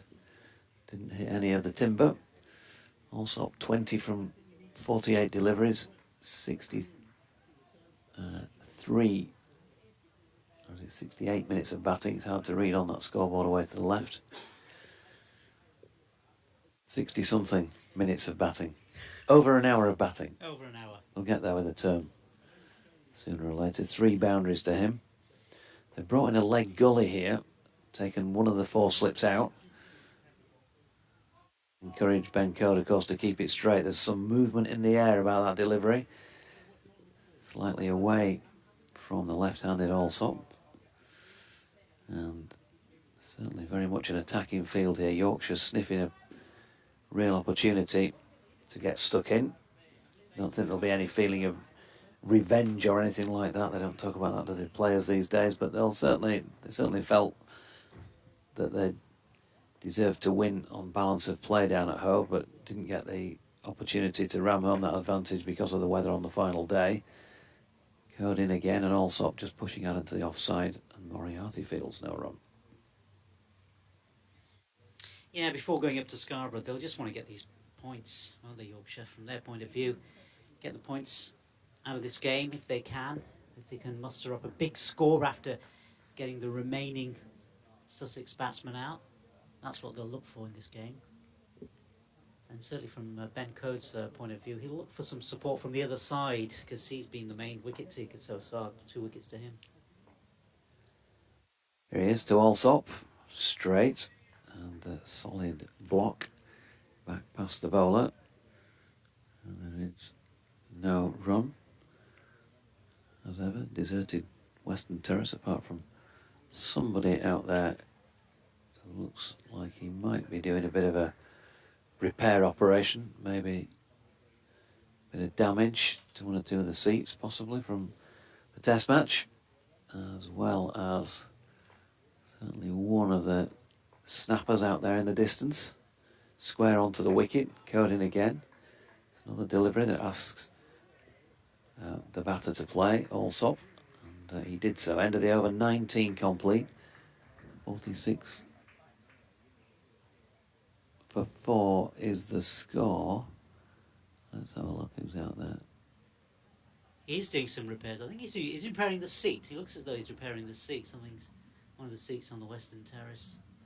Yeah, it looked like it was a photographer sitting down, but actually he's just been having a breather, hasn't he? He's got back up now, and he's doing a bit of repair to the seats. There's a couple of 2 or 3 fellas out there away to our right. George Hill is getting an early opportunity in the match this time to have a go. He didn't come on until 3rd change last week at Worcestershire.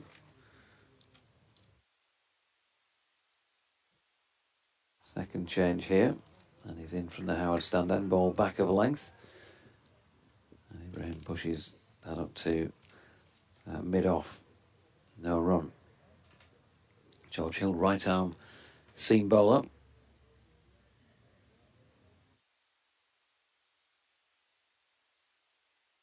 Can get the ball to swing, and although not quite as cloudy immediately overhead now, certainly we saw evidence of swing from Ben Code in his last over, so there is some out there at the moment. George's latest delivery just drops into the offside where Jordan Thompson does the fielding. Jordan back in the side, was rested for the Gloucestershire game here a couple of weeks back, and then didn't make the 11 for last week's match at Worcester, but he's back in the side here. Matthew Revis having a breather, and that was all part of the signing of Steckety, or mentioned when Steckety was signed, in terms of being able to give some of the players a breather. Latest ball's a dot. So Jordan will be hungry for action when he gets the ball back in his hand. Some more wickets. He's taken plenty of those in recent seasons. Here's Hill in again. It's full. Dug out by Ibrahim. Back to the bowler. Yeah, Yorkshire just seem to have the control of this game, don't they? Their measure of control over these Sussex batsmen, they're just not getting away in any shape or form. 46 off coming up to 20 overs now, so quite a miserly run rate as well. Hill again, and that's pushed back to him.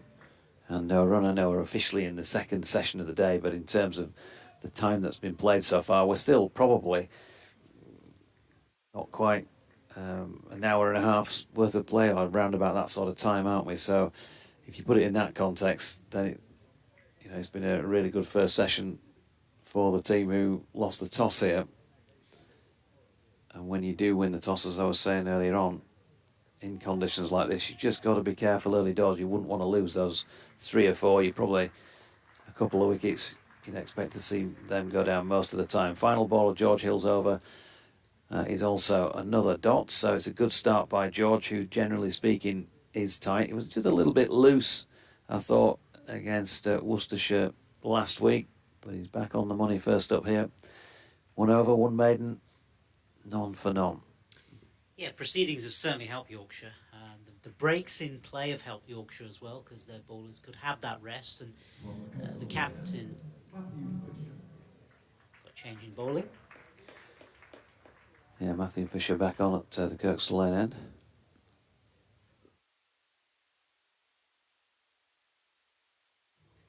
Going to keep pretty much the same field, are we? Bearing in mind there was a leg gully in the previous over for Tom Alsop. It's like 3 slips and a gully, is it? Oh, Rickleton's closing in into 4th slip again. Point.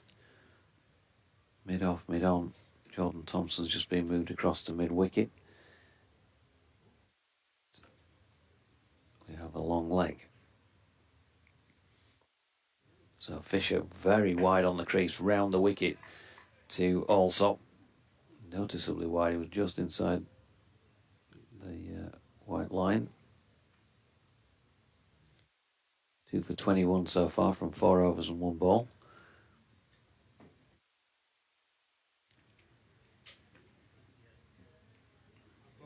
Conditions around, just surveying the scene from the 4th floor here. Still a grey tinge to the clouds away from the west and down towards the west and south west side of the ground. Fisher's in again, and Alsop gets right over the top of that, slightly open face about it. Didn't really push hard at the ball, just tried to defend it, but with that open face, he's got it away through 3rd man for 4 runs. He says open face, he looks at the replay, and actually it looked more like an outside edge. So my apologies for the first description, but it just looked like he'd opened the face. Much easier to see on the massive television screen that we've now got in the studio here, by comparison to using your own eyes out there. 50 up for Sussex, 50 for 4. But again, Yorkshire, given that was edgy, will feel that they are still very much in the game, and that another wicket might not be too far away if they can keep their disciplines with the ball. That's the key thing here, isn't it? Discipline with the ball. More pressure on these batsmen. They're not really getting away in any shape or form, are they? 50 off 20 overs. Yeah, just less than 2.5 an over at the moment. Induce them into some false shots, perhaps.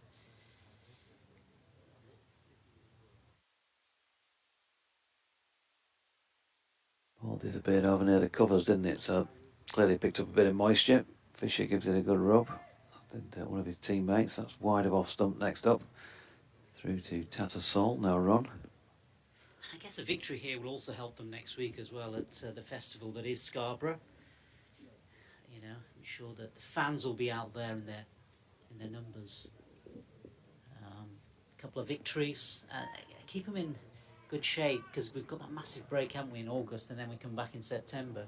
And if they go into the break with a couple of wins behind them, I think that'll really help. Fisher turning again very wide, spearing that ball in towards Alsop and full. Dot ball, kept it out well.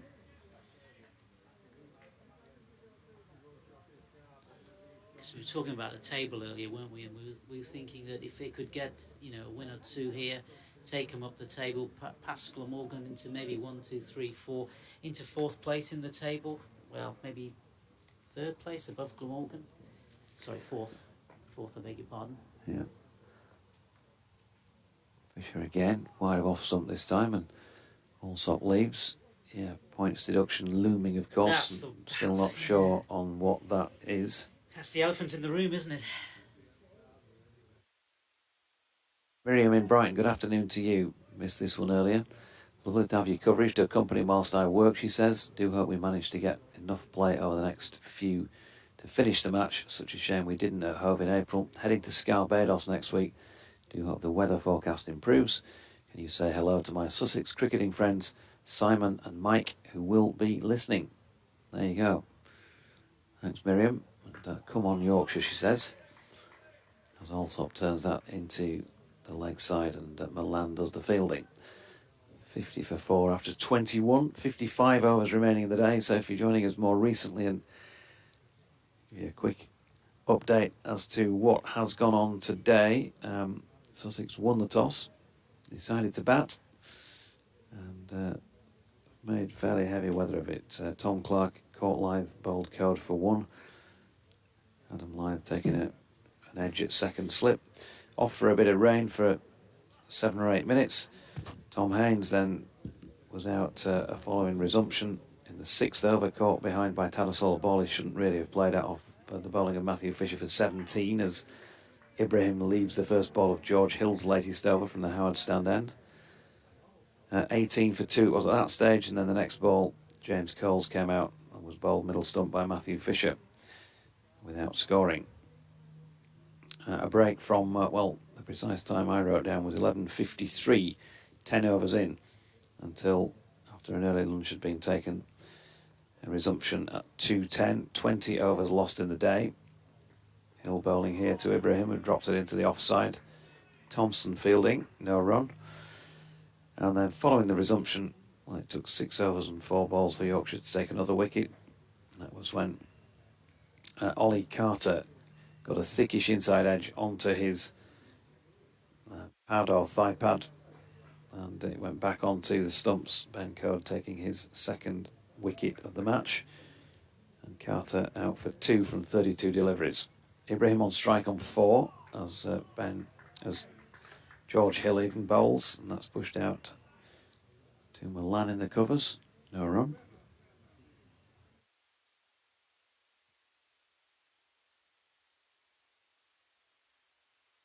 Further breaks in play for the weather today, but I think in terms of the time we were off there, it didn't feel like that was what the forecast was suggesting this morning. It sounded like it was going to be a shower, but probably fairly brief, so hopefully no more surprises. Ibrahim turning that latest Hill delivery into the leg side, first run off the bat in George Hill's spell so far. 51 for 4 with Ibrahim onto 5. He looked there as though he was coming forward to smother any chance of the ball moving or deviating, didn't he? Sort of came out of his popping crease just to smother any of that. Hill switching round the wicket here to the left-handed Allsop, who's got a ball down the leg side, and George, straying this time, clipped away through fine leg. Nobody down there, and inevitably that's 4 down beneath our feet. Probably about 2 stumps outside leg. And Allsop's boundary gets him to 28, 55 for 4. To come in the 22nd.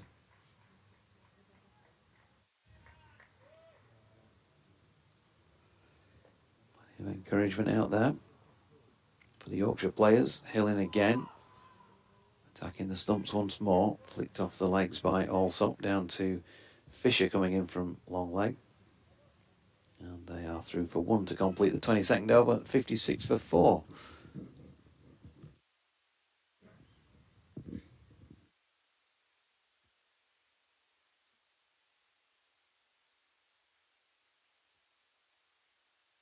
Matthew Fisher Just removes the sweater. White sweatband on his left wrist. Gives the ball a little polish. And we're set to go for over number 23. Very wide on the crease again to Allsop, who's smothering that. Pushing to Code at mid-off. No run, he's offered that yawning gap through the covers here, Matthew Fisher. He's bowling full, he's trying to get the ball to swing. Probably, if anything, last week might have bowled it just a fraction too short. Certainly the deliveries are foolish to see if they can induce the batsman into a full shot. And bowling that beautiful tight line. It's really good line. What has he got here? Allsop waits. There we are, just shorter of length and plays it back foot this time. Jordan Thompson doing the fielding at point. And if he can pitch it somewhere between his last two deliveries, just get Allsop suckered into playing that drive, he might bring the cordon into play. And also it's very difficult to cut. He tried to cut that last delivery, Allsop. Very difficult to cut, just too close to cut that delivery. Yeah, here's Fisher again. It's leg stumpish this time and turned to mid-wicket. Looks like Moriarty is the man who did the fielding. 3 to come in the over. I'll step out at the end of it and let Harmsy take over again.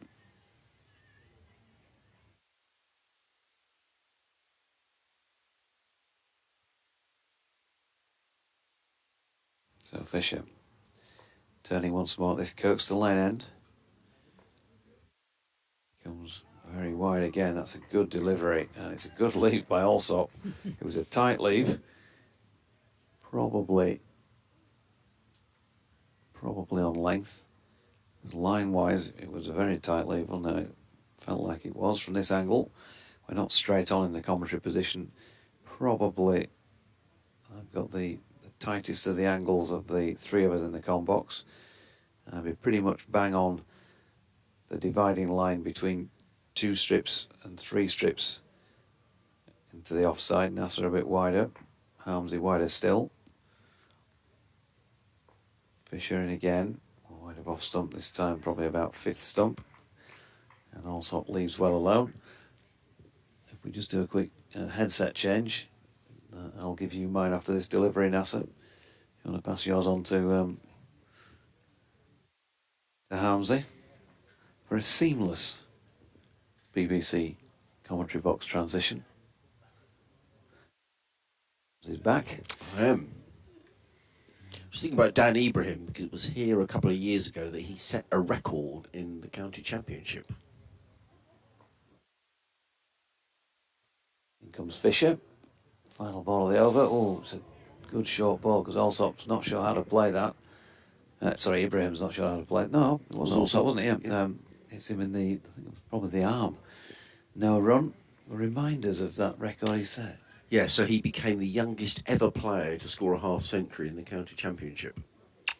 He was 16 years and 299 days old. I remember now, yeah. He made 55. In the Bob Willis Trophy match, wasn't it? Yes, it was a championship match, wasn't it? And in the end, it was a game that Yorkshire won by an innings, and I made a note of it somewhere. Don Best got a lot of wickets and bowled Yorkshire's victory when Yorkshire got promoted. In comes Hill. Bowls to Ibrahim, who plays pleasantly down the ground to mid-off, and there is no run. So Daniel Ibrahim with fond memories of playing at Headingley. In fact, fun enough, in the same season, he very nearly became the youngest player to ever score a century in the county championship, but he missed out down at Worcester. He was out from memory for 94. So that's still trying to set up a declaration. He started swinging and got out.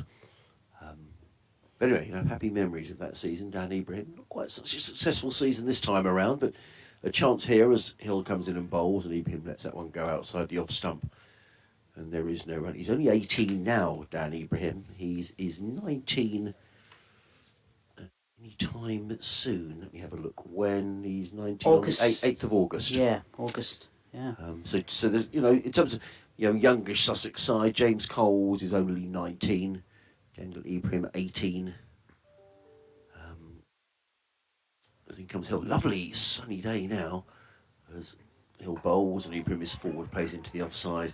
There is no run. I say a sunny day. There are patches of blue around. Yeah. And also some darker, heavier clouds. But this is as bright as it's been all day. So I guess we ought to be grateful for small mercies, really. Indeed, Adrian. Certainly, the sun is coming out quite nicely here. This is his fourth game. He's only made 93 runs in the Championship. He's averaging 15. He's a much better player than that. A top score of 36, which came last week. As Hill is in bowls, Ibrahim again takes a couple of steps down the wicket, plays into the offside, and picks up a comfortable single fielded there in the offside by Finley Bean. So Ibrahim goes to 6, and Sussex to 57 for 4. You pointed it out. He occasionally does take this sort of step down the wicket, which I'm wondering whether that gives a little encouragement to the bowler, and sometimes might encourage the keeper. I'm not saying he's going to stand up to George Hill, but he might just decide to. Yeah, and the thing with that is that the bowler will just end up bowling short sometimes, won't he? And cause all sorts of other problems for the batsman. Hill in again, bowls to Alsop. He's very studiously forward, plays out into the offside. There is no run, fielded by Dan Moriarty on loan from Surrey. Just 3 slips in place now. There's a wideish third man, almost a deep backward point in all honesty, who's Matthew Fisher. There's a cover and a mid-off. They're on the onside, a mid-on, a straightish mid-wicket, and a fine leg who's about 2/3 of the way to the boundary, almost a deep backward square. In this comes Hill again, bowls to Alsop, who's punching this out into the offside. And there is no run. Another over slips by. We've had 24, exactly over to 25, 57 for 4. Alsop is on 29. Ibrahim is on 6. You're listening to Live Cricket on the BBC. BBC Radio Sussex, BBC Leeds, and numerous other stations around Yorkshire. Myself, Adrian Harms, alongside Nasser Hanif. Yeah, Adrian, I think what continues to carry on in this afternoon in this particular game is Yorkshire exerting their control over the Sussex batsmen. None of them have really got away in any shape or form, able to, get boundaries or so on and so forth. The sun out may change that, may take some of that shine off the ball perhaps. Let's wait and see in the next half hour. That could be critical. Fisher in his 7th over, figures of 2 for 25, runs in bowls to us, beats Ibrahim outside the off stump. There was a good delivery. He's bowled a very good line here as Fisher throughout. I think the Yorkshire bowlers have recognised, and they would know this ground, that pitching the ball up and giving it a chance is the way to go here. Absolutely. He's been very, very miserly, hasn't he, Fisher? His runs very few and far between coming off his overs. So, and actually, the ones that have come generally been driven away. Yeah. So he's looking to pitch the ball up and give the ball a chance. And perhaps these bowlers enjoying back bowling with the Duke's ball as opposed to the Kookaburra last week. In comes Fisher bowls. Oh, he beats Ibrahim, all ends up. That's an absolute snorter. It was probably too good for Dan Ibrahim, if truth be known. It was a beautiful delivery. It was pitching round about a length, and Ibrahim was forward, and he was just groping up fresh air. The other encouraging thing from a bowling point of view here in Nasser is the way the ball is carrying through to the keeper as well. Johnny Tattersall taking that pretty much round about his midriff. Yeah, he did. He took it quite high up, didn't he? So that's good. But yeah, the ball does make a difference, doesn't it? This Duke's ball, certainly with the more pronounced seam on it. 4 slips go down. In again bowls. Oh, and again is he caught behind on this occasion? Yorkshire think they've got his man, and indeed they have got his man. So no repeat for Daniel Ibrahim of the heroics of a couple of years ago. He's on his way, beaten by the previous delivery and beaten by this delivery, in that he gets a little feather edge through to give a good movement as well. We can see that on the replay. That ball pitching about middle and off, going away from the right-handed Ibrahim. We've got a little touch on it. The ball goes through. Tattersall makes absolutely no mistake. He's kind of neither forward nor back there, Ibrahim is. He's rather caught on the crease. Little tickle through to the keeper. A 3rd wicket for Matthew Fisher. And Sussex in all sorts of trouble here at Headingley, having elected to bat first. They are 58 for 5. And Ibrahim on his way for just 6. It was almost a repeat of the previous delivery, actually, in exactly the same sort of area. And Ibrahim pushing at the ball, but not not really, caught in that middle ground, not moving his feet far forward enough to smother it in any way, and not playing off the back foot either. So another big blow, certainly from a Sussex point of view. But Yorkshire will be thrilled with this as they get into these later order batsmen, bowlers, all-rounders. Obviously, Adrian, you'll be able to tell me more about the skill set of the next batsman in. But certainly, Sussex in a lot of bother now if they're going to get themselves out of this rut. They are 57 for 5 are Sussex, having won the toss and decided to bat here this morning. The new man in is Finn Hudson-Prentice now.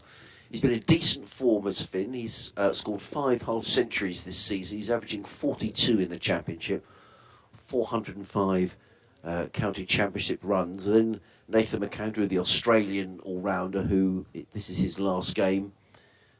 Jack Carson, the off-spinner. Both of those can bat, but then I think you'd be fair in saying Henry Crocombe and Eric Avelos are numbers 10 and 11. Both can bat. Eric Avelos has made a half-century in championship cricket, but Henry Crocombe's top score from memory is 46. But Yorkshire would fancy their chances, I think. If they could get through, I would say Hudson-Prentice is the last recognised batter. McAndrew may not like me for saying that, but Nathan McAndrew averaging 24 in the championship this season, 297 runs, top score of 65, so he can certainly bat. Here comes Fisher, bowls. Hudson-Prentice who's beaten out. So this is a tremendous spell of bowling by Matthew Fisher. He's got the ball on a piece of string here. Wonderful to watch. Absolutely. It's the ability to bowl in that same area, isn't it? It's almost as though, yeah, exactly like you say, on a sixpence, he's bowling it in that area, and the batsmen are just finding it hard. They're pushing at the ball, and that's what happened in the last delivery, didn't it, when Dan Ibrahim just edged it back to the wicketkeeper. So, yeah. Just bowling a tremendous line and length. Hudson-Prentice, what a ball to get first up as well. Fisher in again, bowls, and that's a poor delivery. That's down the leg side, and Tattersall going down the leg side doesn't take the ball cleanly. And have some relief there for Hudson-Prentice, who rehearses the shot. But Sussex in desperate need here. Of the 57 runs that they've scored, Tom Alsop, the skipper, has made more than half of them. Yeah. He's 29 not out. And rather a tale of woe for Sussex. Clark 1, Haynes 17, Coles for a duck, Carter for 2, Ibrahim for 6. It's been tough going for the Sussex top order. Can the middle order dig them out of trouble? In comes Matthew Fisher, bowls, or Hudson-Prentice.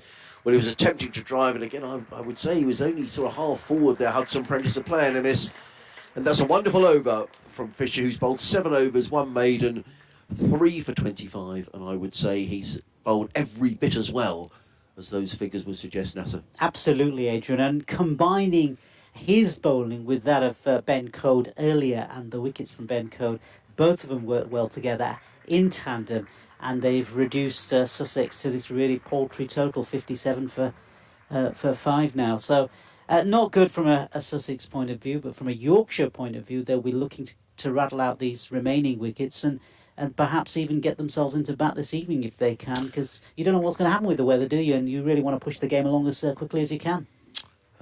From the football stand end, it's Hill who comes in and bowls to Alsop, who plays to mid-wicket, and there is no run. Absolutely right, and with another 51 overs remaining today, I think you'd think there's a reasonable chance that we might see Yorkshire batting tonight. The general weather forecast certainly... If you listen to the reports from the Test match suggesting there's going to be a washout in Manchester at the weekend, it doesn't mean it's going to rain here in Leeds, of course. But I think the forecast is generally pretty good for the next 2 days. It is. Hill in bowls, also beaten outside the off-stumper, playing a miss through to keeper Tattersall. Again, there is no run. Just talking about that Test match, Australia now 163 for 3 over at Old Trafford. Marnus Labuschagne on 40. Travis Head, who spent a season down at Sussex a couple of years ago. So I'm just thinking, would he have played in that game here? I'll double check in a moment. Dan Ibrahim made his 55. Helen again bowls. Also, turn that one to the leg side. In fact, Travis Head did play in that game. In the Sussex first innings, he made 14. He was caught by Duke off the bowling of Jordan Thompson for 14 in the first innings. And And in the second innings, he was caught by Tom Kohler-Cadmore off the bowling of Ben Code for 18. So Travis Head, he didn't have a good time when he played for Sussex, Travis Head. He's doing a lot better in the last couple of seasons. Hill in bowls, Allsop is forward, solidly forward, plays back on the bounce to Hill, who fields, and there is no run. In fact, I was just looking through, there were only 4 members of each side who played in that match back here in 2021. For Sussex, Tom Haynes, Daniel Ibrahim, Jack Carston and Henry Crocombe. For Yorkshire, Adam Lyth, David Malan, Jordan Thompson and Ben Code. So 4 players on each side who played in the game here a couple of years ago. In comes Hill, bowls, and also with an exaggerated leave outside of the off stump through to the keeper, Tattersall, and there is no run. I think the other good thing from a Yorkshire point of view is this bowl is not that old, is it? I mean, 25 overs. No. So, that means that there may still, there's probably still something in it, that seam may still have, something that will help the bowlers to maybe get it to deviate off the pitch or perhaps in the air. And again, bowls, also again, lets that one go outside the off stump. Didn't quite get his line right, did No. over, did Hill. Economic enough over. 4 overs, 1 maiden, no wicket for 7. Sussex 57 for 5 here at Headingley on BBC Radio Sussex, BBC Radio Leeds and other radio stations around Yorkshire. Myself, Adrian Harms, alongside Nasser Hanif. Jonathan Doige will be back with us shortly. Elsewhere in the second division, Leicestershire, who are very much in the thick of the promotion battle. I'm delighted to see that Rian Ahmed has signed a new deal with Leicester. I think that's really good news for county cricket. Worcestershire struggling, that game being played at Oakham School, and Worcestershire won 37 for 7. So Leicestershire having a much better season than they've enjoyed in previous years. In comes Fisher, bowls to Hudson Prentice, who drives nicely around the ground. Runs here for Finn Hudson Prentice, could well be 4 of them. It's a slowish outfield due to the rain that we had both yesterday and this morning, but the ball runs away from David Malan. And Finn Hudson Prentice on his way with a nice boundary through mid-off, but I don't think Matthew Fisher will be too worried about that. He's pitching the ball up, he's giving the ball a chance. Yep. And that's what Yorkshire have done throughout here. Yeah, much needed boundary from a Sussex point of view. But coming back to Rian Ahmed, you were just mentioning a few moments ago, it's not often that players, sometimes are often lured by these bigger counties. No, I agree. In comes Fisher, bowled. That did move a long way off the seam. That really took off. It did take off. We'll probably see the replay. It was a little short, but it moved away from the right-handed Hudson Prentice and taken by keeper Tattersall in front of first slip. But some exaggerated bounce from Fisher. So while Sussex will be feeling here that they're clearly well below par, there does seem to be a bit of help in this pitch for the Seamers. Yeah.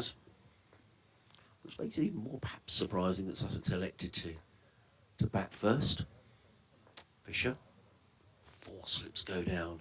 Waiting in anticipation. Fisher in down the legs. Will be disappointed with that as taken by Tattersall down the leg side. Hudson Prentice practices a shot to whip that way through the onside. Yeah, wrong sort of delivery when you've got 4 slips to bowl down the leg side. Not ideal, but... Another game in the first division this week. Derby against Durham. Durham, the leaders of Division 2. Derbyshire currently 176 for 2. Brooke Guest, very fine wicket-keeper batsman. He's 78, not out. Wayne Madsen is on 60. Good recovery from Derbyshire, who were 61 for 2. Fisher in bowls, and Hudson Prentice is forward. A ball of good length, pitching around about middle and leg, and Hudson Prentice just leans forward, plays it down the onside of the track. And there is no run. I know people joining us all the time at the risk of sounding like a broken record. Sussex winning the toss here this morning, electing to bat first, but losing Clark for 1, Haynes for 17, Coles without scoring, Carter for 2, Ibrahim for 6. Skipper Allsop is still there. He's on 29. And Matthew Fisher figures a 3 for 29 as he's in and bowls, and Hudson Prentice up on his toes, and he chops that one onto his foot. And he's rather hobbling around in the crease, is Hudson Prentice. I guess alongside Matthew Fisher's bowling has been the bowling of Ben Code. I mean, that's just incredible. What, 10 overs, 9 runs, 2 wickets, under a run economy rate. I mean, that's incredible bowling.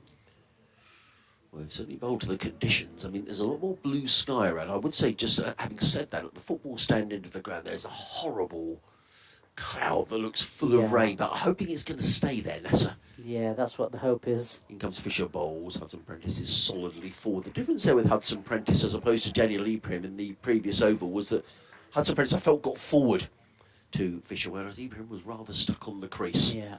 Played to mid-off. There is no run. Sussex survive an over. 61 for 5. Allsop 29. Hudson Prentice is on 4. We think that's where the weather is coming from, that general direction. And there's a big dark cloud that looks full of rain. But the ground stuff seems to be pretty much ensconced at the far end. So fingers crossed it stays there and play continues. Certainly Yorkshire will be very, very keen to carry on. Now, is this a change of bowling at the far end, or is it going to carry on? There isn't. Yeah, Jordan Thompson into. I just felt that George Hill didn't quite get his line and length No. right. We haven't seen anything of Jordan Thompson so far, but he's going to pick up the Yorkshire attack from the football stand end of the ground. He's going to be bowling to the left-handed Tom Allsop. Yeah, and whilst Yorkshire have got themselves into this position, they don't really want to get Sussex get away at this stage and, 30, 40, 50 runs. No, absolutely. Jordan Thompson was halfway into his approach to the wicket, and Tom Allsop just stepped away. He wasn't quite ready. Just to describe the field, there are 3 slips, a deep backward point, cover, mid-off, mid-on, mid-wicket, and a fine leg as Thompson is in bowls to Allsop. A good delivery, pitching around about middle and off, and all Allsop does to defend onto the offside. I felt that kept a little low. Maybe my eyes deceived me slightly. There's been good bounce throughout. Yeah, there I has. just got the feeling that kept a little low. I guess maybe it was where it was pitched on the... But there seems to be certain places where the ball is pitching just outside the off-stump, where we saw those couple of deliveries, certainly the one that got Dan Ibrahim as well. That particular wicket, it bounced quite a bit. Thompson, and again, bowls also forward to a ball of good length, punches that ball into the covers, fielded by Milan. And again, there is no run. Very briefly in the first division, Kent 186 for 7 at Chelmsford against Essex. Essex making a good play of things in the county championship. They're second in the table, pushing Surrey all the way. Surrey 145 for 2 at Lords. Rory Burns, who's been in shocking form for Surrey this season, is 69 not out. Thompson in bowls. Forward comes Allsop and runs this one down to deep backward point and picks up his 30th run. Sussex go to 62 for 5. Somerset 194 for 3 at Wantage Road against Northamptonshire. Hampshire struggling at Trentbridge 74 for 4 against Nottinghamshire. And Lancashire 149 for 6 at Edgbaston. Are we coming off? We are, We are coming off. There's a bit of rain falling. We set that rather nasty cloud Yeah, it does at the football stand end, and we've just got a bit of rain coming down.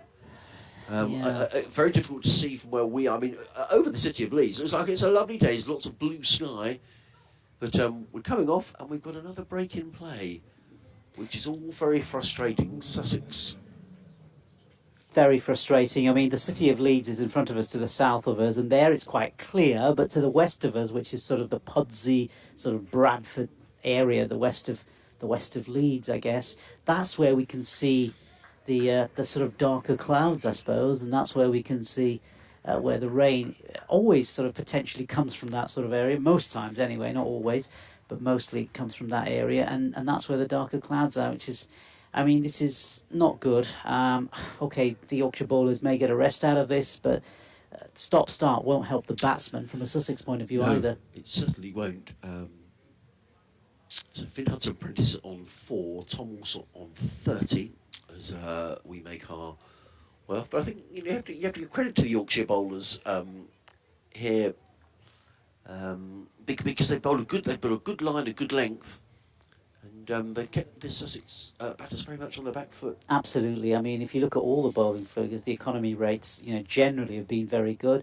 Yeah, Matthew Fisher, just 3.62 off his 8 or so overs.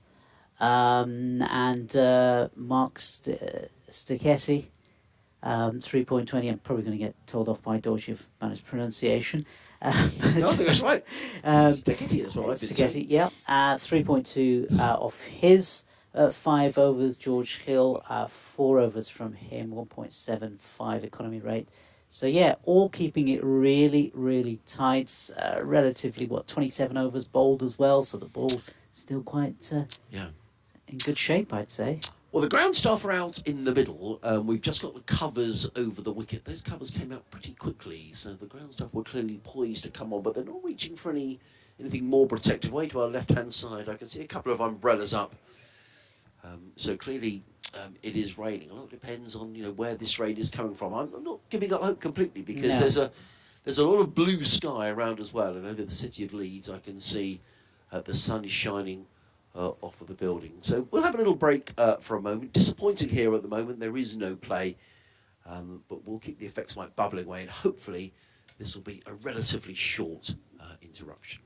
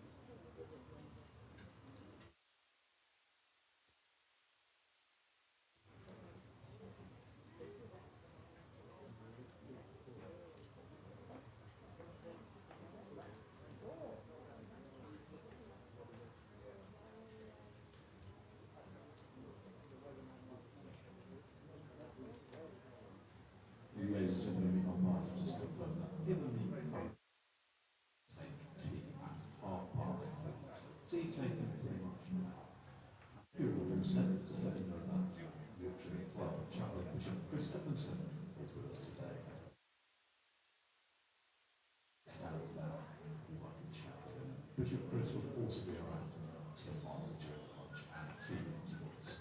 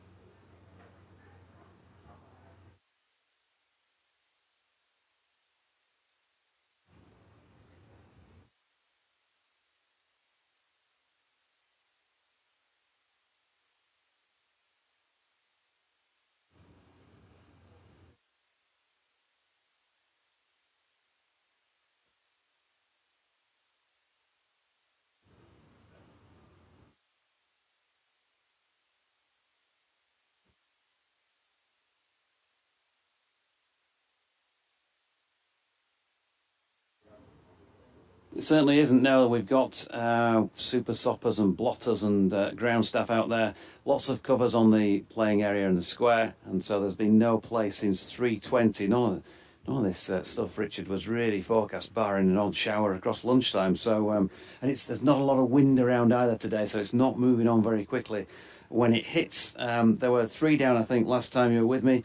Clark for 1, Haynes for 17, and Coles without scoring with a 3 dismissed batsmen before the lunch break and the extended lunch break because of that earlier rain.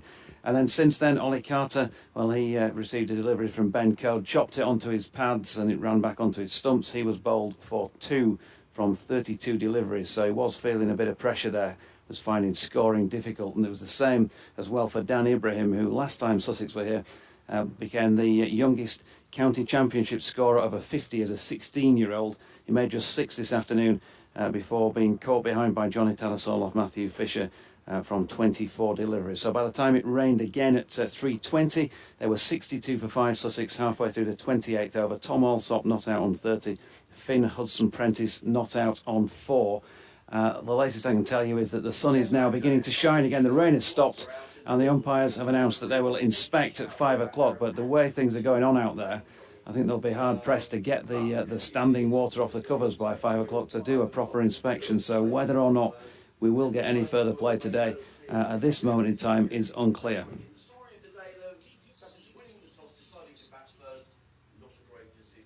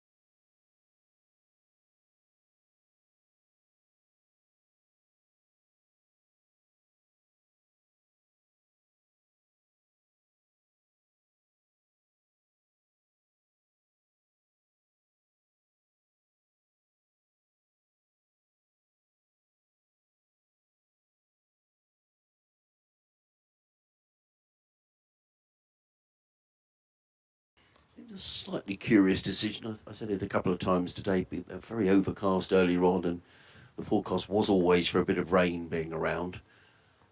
And a couple of shots. Now someone's walking past. Isn't that ridiculous? We've waited all this time. And there's someone at the looks like a photographer. It is. He's just walked right behind the bowler's arm. Can you believe it? Anyway, in comes Thompson and bowls, and Hudson Prentice is solidly forward, plays out into the covers, and there is no run. He was just talking to me in the corridor here, actually, when the umpires were inspecting, saying the umpires are getting some stick out there, and now it's his turn. Yeah. So if we do get these overs in, we'd have had 42 overs in the day, so we'd have lost... help me out here, Georgie. 56 overs we'd have lost. But the ground staff done a really good job because it really did pour with rain. When we went off at about 3:30, it was absolutely throwing it down. So well done to the ground staff. In comes Thompson bowls. Hudson Prentice defends to backward point. There is no run. So the first 3 balls go by without a run being scored, without a wicket going down. Sussex 62 for 5. Also upon 30. Hudson Prentice on for the Sussex card. Bit of a tale of woe, really. Clark for 1, Haynes 17, Cole's first ball, Carter for 2, Ibrahim for 6. The men out. Tom Alsop there on 30, but we have to pay credit to some very good bowling by Matthew Fisher, who picked up 3 wickets. And he's going to resume from this then, the Kirkstall Lane end. 8 overs, 2 maidens, 3 for 29 for Matthew Fisher. Sussex kind of with everything to lose in this session, really, Doidgy. You know, I think you were spot on. They'd have probably been quite happy to have called it a day, but they can't do it. Now, Matthew Fisher from the Kirkstall Lane end. Another delivery from wide outside the return crease, and Alsop shouldering arms. 62 for 5, 28 overs. That's all we've had in the day's play. But as Harmsy said, hopefully we'll see it through to the end, to the death on day 1. We were sort of looking, weren't we, at the prospects of play. I think tomorrow, prospect of a shower. Friday looks really good. Saturday looks pretty dreadful across large parts of the country. I mean, you never know, but it doesn't look great for the weekend. Here's Fisher again, straightens things up, also solidly behind it, and pushing to Milan, who then chooses to throw the ball all the way back to the other end of the field. We were looking actually at this game 2 years ago when there were 4 players from each side. That's all remaining in either side. For Sussex, Tom Haynes, Daniel Ibrahim, Jack Carson and Henry Crocombe are the only 4 that were in the Sussex side. And for Yorkshire, Adam Lyth, David Malan, Jordan Thompson and Ben Code. Any from that fixture? Fisher in again, it's wider of off stump and Alsop with good leave. A couple of players who were playing in the test match played in that game, because Harry Brook played, as did Travis Head, who was in his one and only season for Sussex. For the record, Harry Brook made 49. Yorkshire only batted once. They won by an innings and 30 runs. Travis Head batted twice. He made 18 in the second innings and I think 14 in the first. 14. Fisher in again, angles that one towards leg stump, and that's nicely whipped off the legs by Alsop. And it doesn't travel particularly speedily over the boundary row, but nonetheless there was plenty on it, and certainly enough to bring about a boundary. Dan Moriarty retrieving it. 34 to Alsop, 66 for 5. A little surprised there's only 14 overs, because the light's perfectly good now, and you'd thought we'd probably be finishing around about 7:15, something like that. Could have possibly played a bit longer. Well, yeah, cricket being as it is, though, we've got to tick off an over every 3 3/4 minutes during any scheduled play. That's wide off stump, and there's no run. Not taken cleanly by Tattersall, who just rings his left hand, having taken that delivery. Is that what it is? Every 3.5 minutes you take an over. That's a good stat. 3 3/4. 3 3/4, isn't it? Oh, it's got to be 3/4, not half. Okay, right. She might be losing more overs there. Yeah. I'm trying to think, who kept wicket for that game? Would that have been Harry Duke? Yes, it would have been, yeah.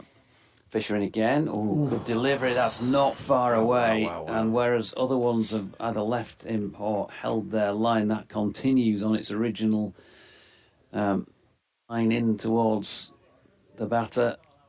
And Hudson Prentice just living dangerously.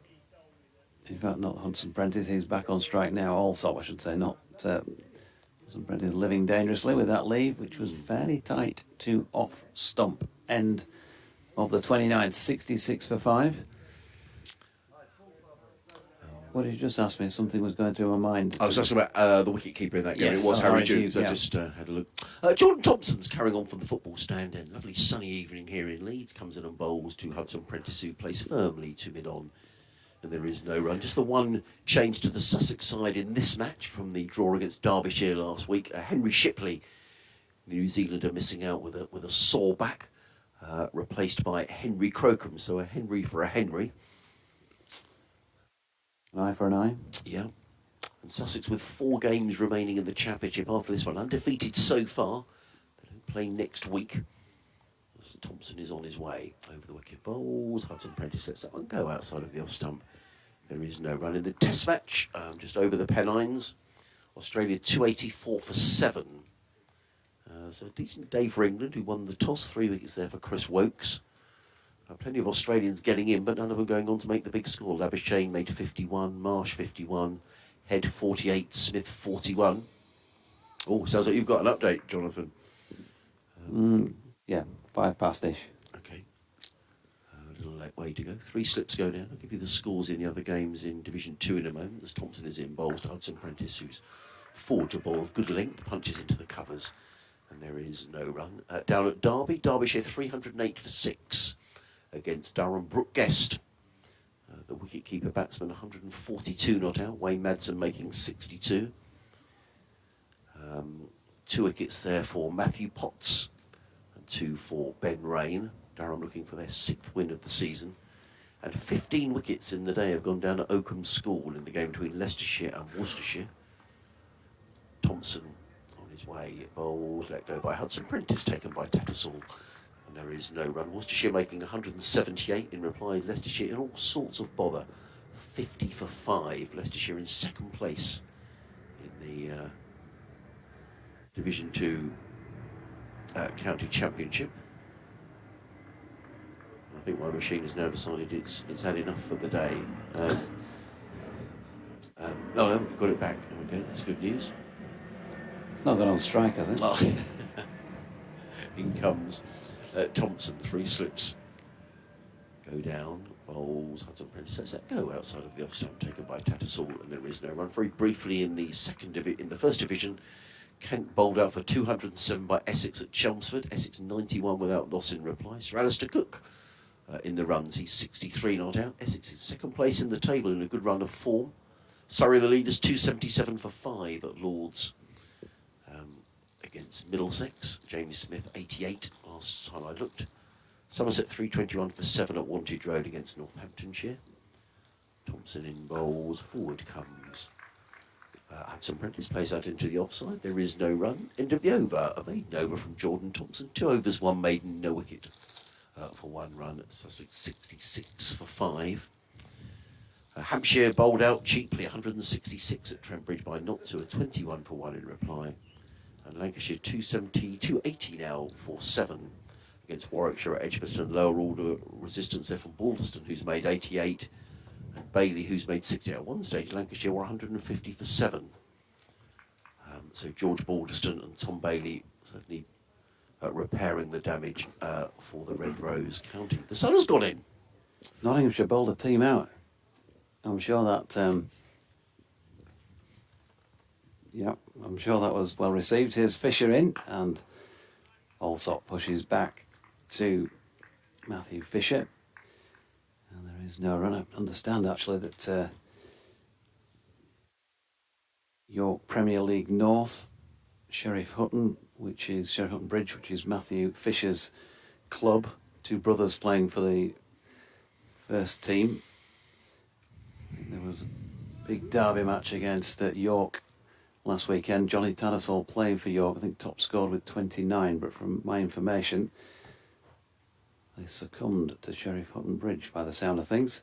Fisher is in, that's wide of off stump, and Allsop leaves, so there might have been a bit of banter in the dressing room about that between the boys this week. That's the second delivery since the resumption that Tattersall hasn't taken cleanly. He's taken his glove off again. Deutsch, I just wonder who's got a problem with that left hand. He ringed it with the last one, and that one he didn't take cleanly. It was a very routine take as well. He did have a little bit of an injury at the start of the season. I'm not sure if something that's resurfaced.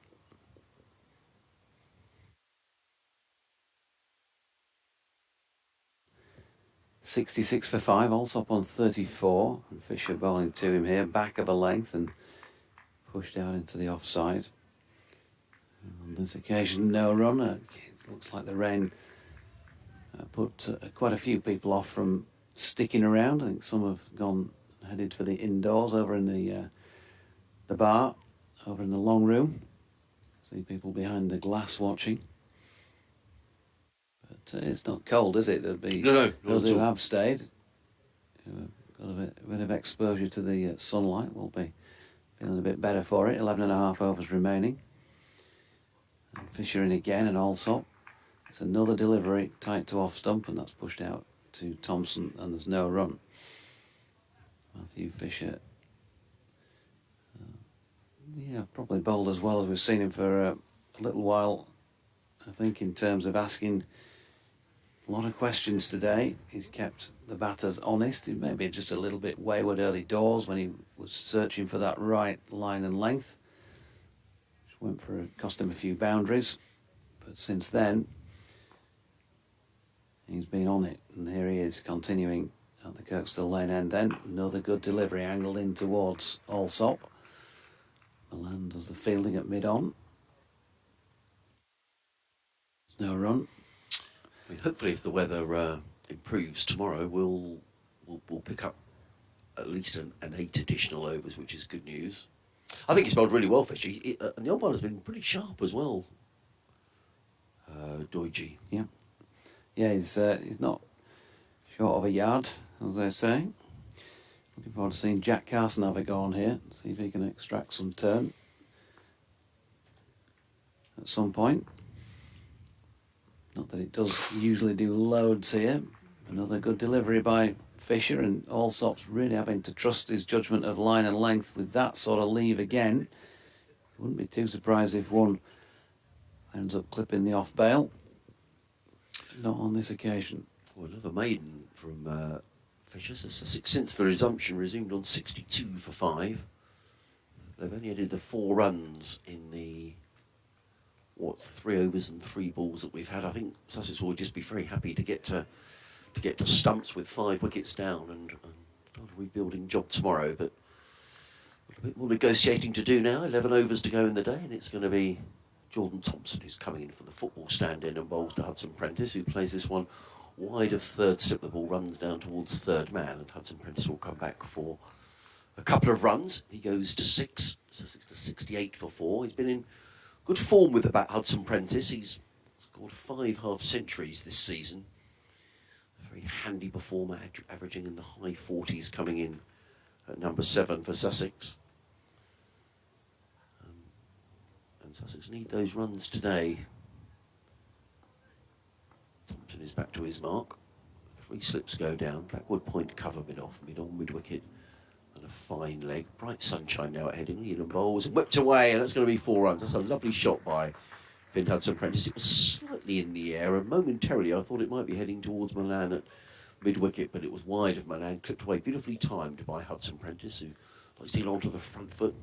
Powerful player. He goes into double figures on 10. And Sussex to 72 for 5. Yeah, just a bit too straight, but he's getting the ball up there.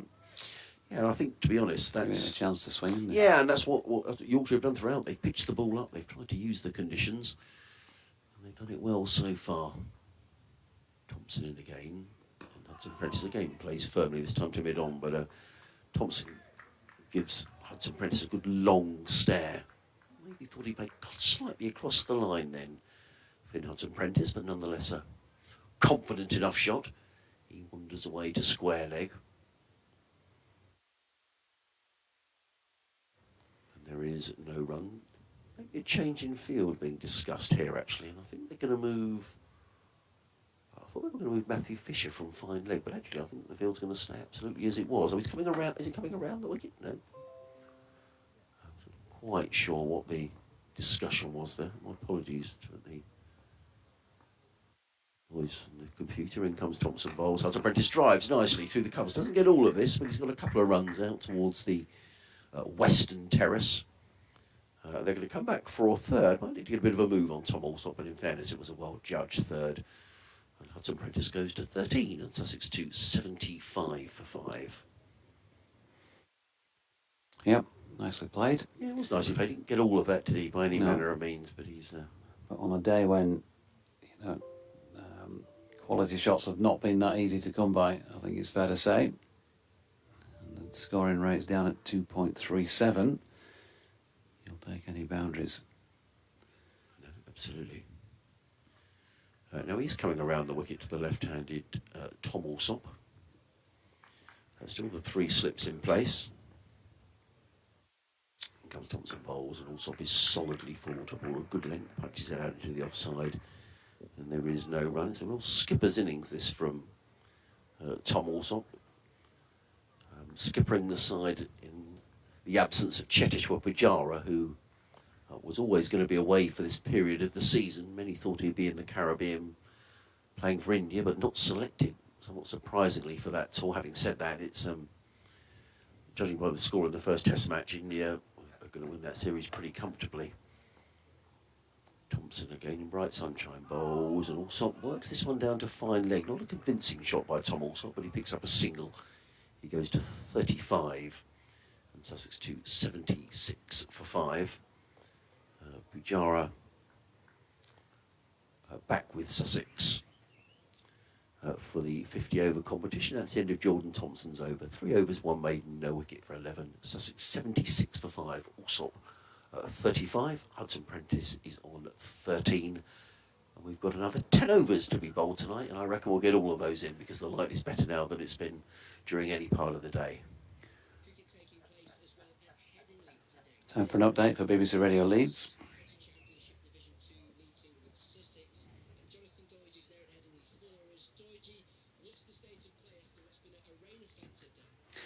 Bright and sunny at the moment, Jamie. I'm pleased to say they've bowled 32 overs in total. That's all today. 10 remaining. So there is returned for 550 with 14 and a half overs to bowl. The half being the half that was missed when the rain break came. Jordan Thompson was halfway through and over. He's bowled 3 overs, 1 for 11 so far. Matthew Fisher's just embarked on over number 33 of this Sussex first innings. He's got 10 overs or 10.13 maidens. 3 for 33 against his name, and Sussex now 76 for 5. Tom Alsop, skipper, the man who decided that his team would bat first. Well, he's toughing it out there in difficult batting conditions, or they have been for the most part. 35 not out. Finn Hudson-Prentice not out on 13. A partnership for this 6th wicket so far worth 19, and partnerships have been hard to come by. We've had those 5 wickets falling to either Ben Code or Matthew Fisher. As I say, 3 for Fish. And Ben has also picked up 2, and they've both bowled really well today. You've got to say, they've asked plenty of questions. They've just been there or thereabouts. Another big appeal for LBW here. It sort of felt like it was possibly going down from the angle at which I'm sitting. We might get a replay while you're still with us and give you a closer indicator as to what went on there. And we do, in fact, have a replay coming up right now. And yeah, it was shaping in towards the left-hander. Probably hits him in front of leg stump, but I think there's enough doubt there for James Middlebrook to say not out. So 76 for 5 they are, with 9 overs and 4 balls remaining in the day.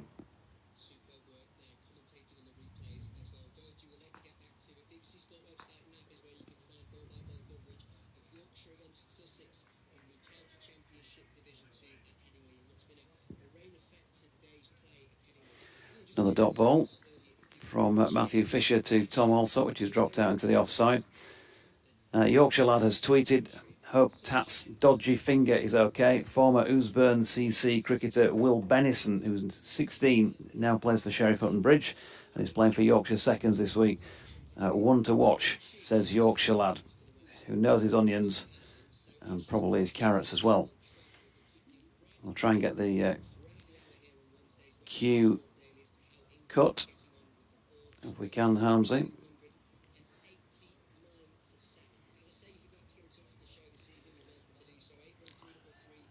Multitasking here. I'll just text Jamie while we're talking away and see if he'll do that for A couple us. of Yorkshire lads are running off the field now.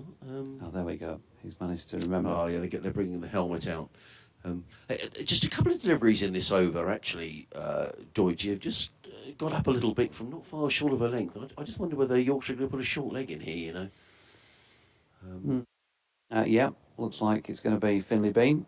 Just a couple of calls, a bit of discomfort for Tom Alsop. He's one a good pace fisher, and I think there's suddenly a bit of extra bounce from a spot not far short of a length. He cracked him on somewhere around the arm, didn't he? Or maybe in Yeah. the side before the last rain break.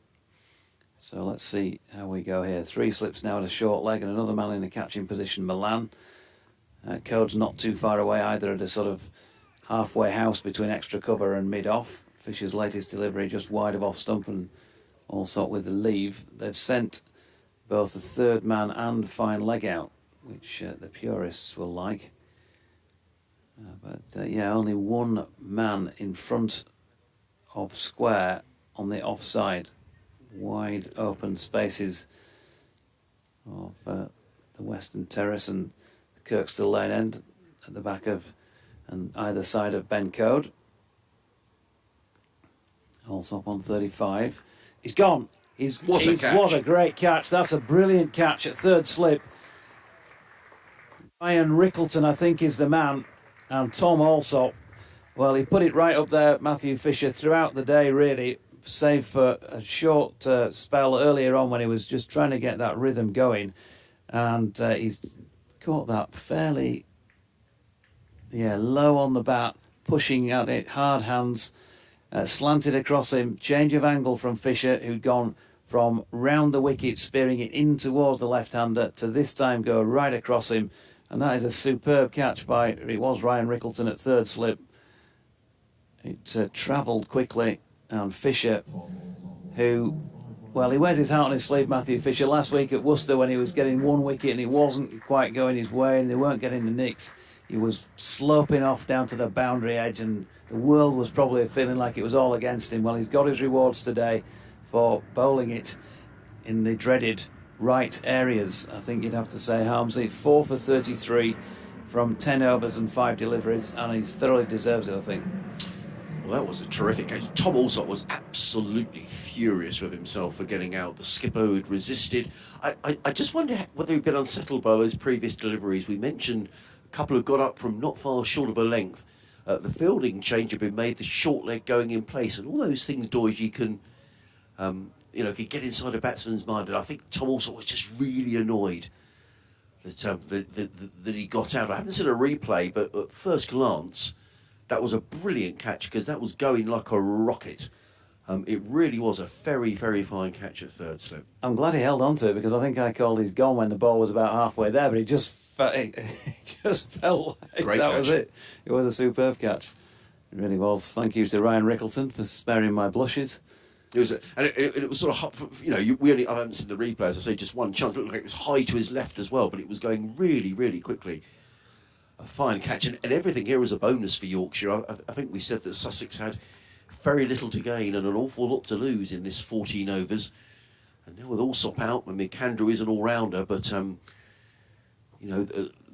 certainly Yorkshire into the lower middle order now. 35 off 96 deliveries for Tom Alsop. First delivery from Fisher to the right-handed McAndrew is not so far away from drawing him in. Warm applause. It's been a good day. You don't have that many days, well, probably none, that are absolutely perfect. But in terms of how it's worked out from Yorkshire's point of view, lose the toss, you find yourselves bowling first, but then you've got to use the bowling conditions. And, there's been times when you could have criticised them for not using them as well as they might. And I think today they've been on the money pretty much throughout. Particularly Matthew Fisher and Ben Code, and they've got their rewards for that in the wickets column. But it wasn't bad stuff either, was it, from George Hill, nor from Mark Steckerty, Jordan Thompson's been thereabouts so far as well, although hasn't yet taken a wicket. So there's been pressure from all angles throughout the day. Makes a difference, especially if you hold your chances when they come, and they've done that. Well, that was an excellent catch. And it's going to be Jordan Thompson who's going to carry on. 3 overs, no wicket for 11. Coming into bowl to Hudson Prentice, 3 slips go down. He's in on bowls, and Hudson Prentice glances this down to fine leg. I don't think Yorkshire will mind that too much because they'll be bowling at the new man in, who is Nathan McAndrew, the Australian. This is his final game before going back to Australia. I think Sussex in general will be quite pleased with the way McAndrew has performed. Sussex haven't really had an all-rounder in this sort of position. David Visa would be a player that you know well from the T20 Doiji, who has done a very good job for Yorkshire, for Sussex down the seasons. And McAndrew is sort of a similar type of player. Yeah, Visa, top guy from speaking to him when he was here. And Oh, I absolutely. think he did a great job for Yorkshire in the blast. In comes Thompson bowls. Oh, it's short, and McAndrew just sways out of the way through to keep a Tattersall no run. In the Ashes, Australia 293 for 7. But a new ball just around the corner in the Test match. So it feels like it's sort of England's day, doesn't it? If you put the opposition in, but Australia batting very deep with Stark coming in at number 9. Thompson again in the sunshine. Bowl short, pulled away by McAndrew, and there's going to be 4 runs, and that was too short from Jordan Thompson, and it probably got the treatment, to be honest. It was pulled away by McAndrew, and he's off the mark with a boundary. And Sussex go to 81 for 6. Yeah, much too short. That was halfway down the track, and McAndrew just helped himself. In general, Yorkshire are very much bold, pitching the ball up, and bringing the slips into play, and the outside edges. But that wasn't a great delivery. Still 3 slips in place. Backward point, cover mid-off, mid-on, mid-wicket, and a fine leg. Thompson in bright sunshine in and bowls, and McAndrew's going to get more runs here, or probably 4 runs. And you've heard the howl there from Jordan Thompson. That's a rather more fortunate boundary from Nathan McAndrew. The ball runs away through the gully region down to third man. There is no third man, so back-to-back boundaries for McAndrew. He goes to 8, and Sussex to 85 for 6. See a replay of that shot. Yeah, he said he didn't intend that to go there, Nathan McAndrew. Nonetheless, Sussex will take every run they can at the moment. For those just joining us, Sussex winning the toss, deciding to bat first, but it's been very much Yorkshire's day on a stop-start day. We've had 3 delays for rain, a very lengthy delay at about 20 past 3 when the players came off the field, and a really heavy shower, and 4 marks to the ground. So we've got the field fit for play for these final overs of the day. 8 remaining after this one. In comes Thompson bowls, and McAndrew looking to work this one down to find leg. The ball rattles, I think, into his thigh pad. In fact, probably that rather painful spot between the pad and the thigh pad. And there is no run. Sussex with Clark out for 1, Haynes 17, Coles without scoring, Carter for 2, Ibrahim 6, skipper Allsop making 35. Hudson Prentice not out on 14. Batting to come, the off-spinner Jack Carson, who can bat. He's got a first-class best of 86. And really into the bowlers, Henry Crocombe and Ari Carvelos. Thompson bowls, and more runs here. And this will be another boundary, I think, for Nathan McAndrew. The ball running down towards the third man, but they may just cut this one off inside the boundary. No, they don't. Diving attempt down below us by George Hill. He can't pull the ball back, and Jordan Thompson stands hands on hips. And McAndrew's picked up 3 boundaries in the over. He goes to 12. And Sussex at the end of that over. 8 overs to go on 89 for 6. I just need to disappear Doige and give my final update of the day. I think George got a bit wet there. Looked like he might have just reeled it in, but he missed when he went for the swipe, the flick back to Dan Moriarty, who was in relay with him. So 89 for 6. They've added a quick 13 since that wicket fell just 6 minutes ago. Jordan Thompson now going at 1 a ball, actually. 4 overs, 1 maiden, none for 24.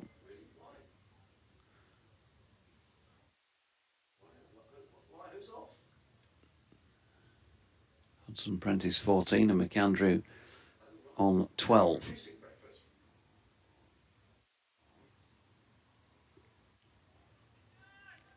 They're in the 81st over at Old Trafford, Australia 294 for 7. Kerry and Stark putting on a partnership for the 8th. Fisher, wide of Hudson Prentice's off stump. 2 right-handers to bowl at here. There's been quite a few lefties in the Sussex lineup. But an easy leave this time.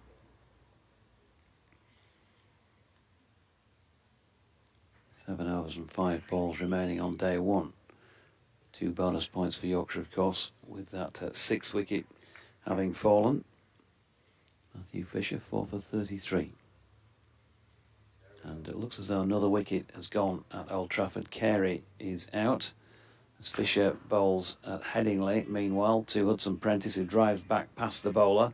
Ben Coe's made a little bit of a meal of the fielding, but they've stuck on the one that they were already going to get. He's managed to recover, although not without a bit of damage or pain to his left hand by the looks of things. Carey trying to leave a delivery, has served only to direct it straight into the gloves of Johnny Bairstow. Yes, they are indeed. That was off the bowling of Chris Wokes. So he's gone for 20, 294 for 8 over at Old Trafford. 90 for 6 at Headingley, Sussex. 4 slips point, mid-off, mid-on, short leg and long leg.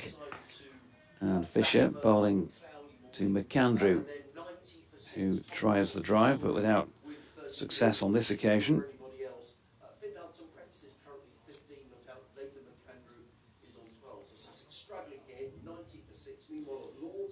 Surrey are playing against Middlesex. Latest score, Surrey 291 for 5. Surrey leads at the county championship. Jamie Smith not out on 100. So Fisher turns at the end of his run. And in he comes, right arm over once again. It's down the leg side this time. McAndrew, well, they have a little bit of a discussion, and in fact Hudson Prentice from the non-striking end is a good halfway down. But McAndrew decides no attempt at a run to a ball I think might have caught his pad, and Tattersall couldn't quite reel in. This pair in the match down at Hove between the sides earlier in the season, Hudson Prentice 32, McAndrew 23 in the Sussex first innings. And then second time around, Hudson Prentice making 30. And McAndrew, well, he was LBW to Matthew Fisher without scoring. So Fisher knows he can get his man, but not with this delivery, which is short and pulled through mid-wicket. Really is bobbling along and very slow getting towards the boundary, but he's just going to beat Ben Coe, who must have had about a 55, 60-yard chase to try and get there. Arrived about a stride too late. So McAndrew on to 16, Hudson Prentice 15, partnership 18, and it's 94 for 6 with 1 ball remaining in the 35th over. What has Matthew Fisher then got as a response to that delivery?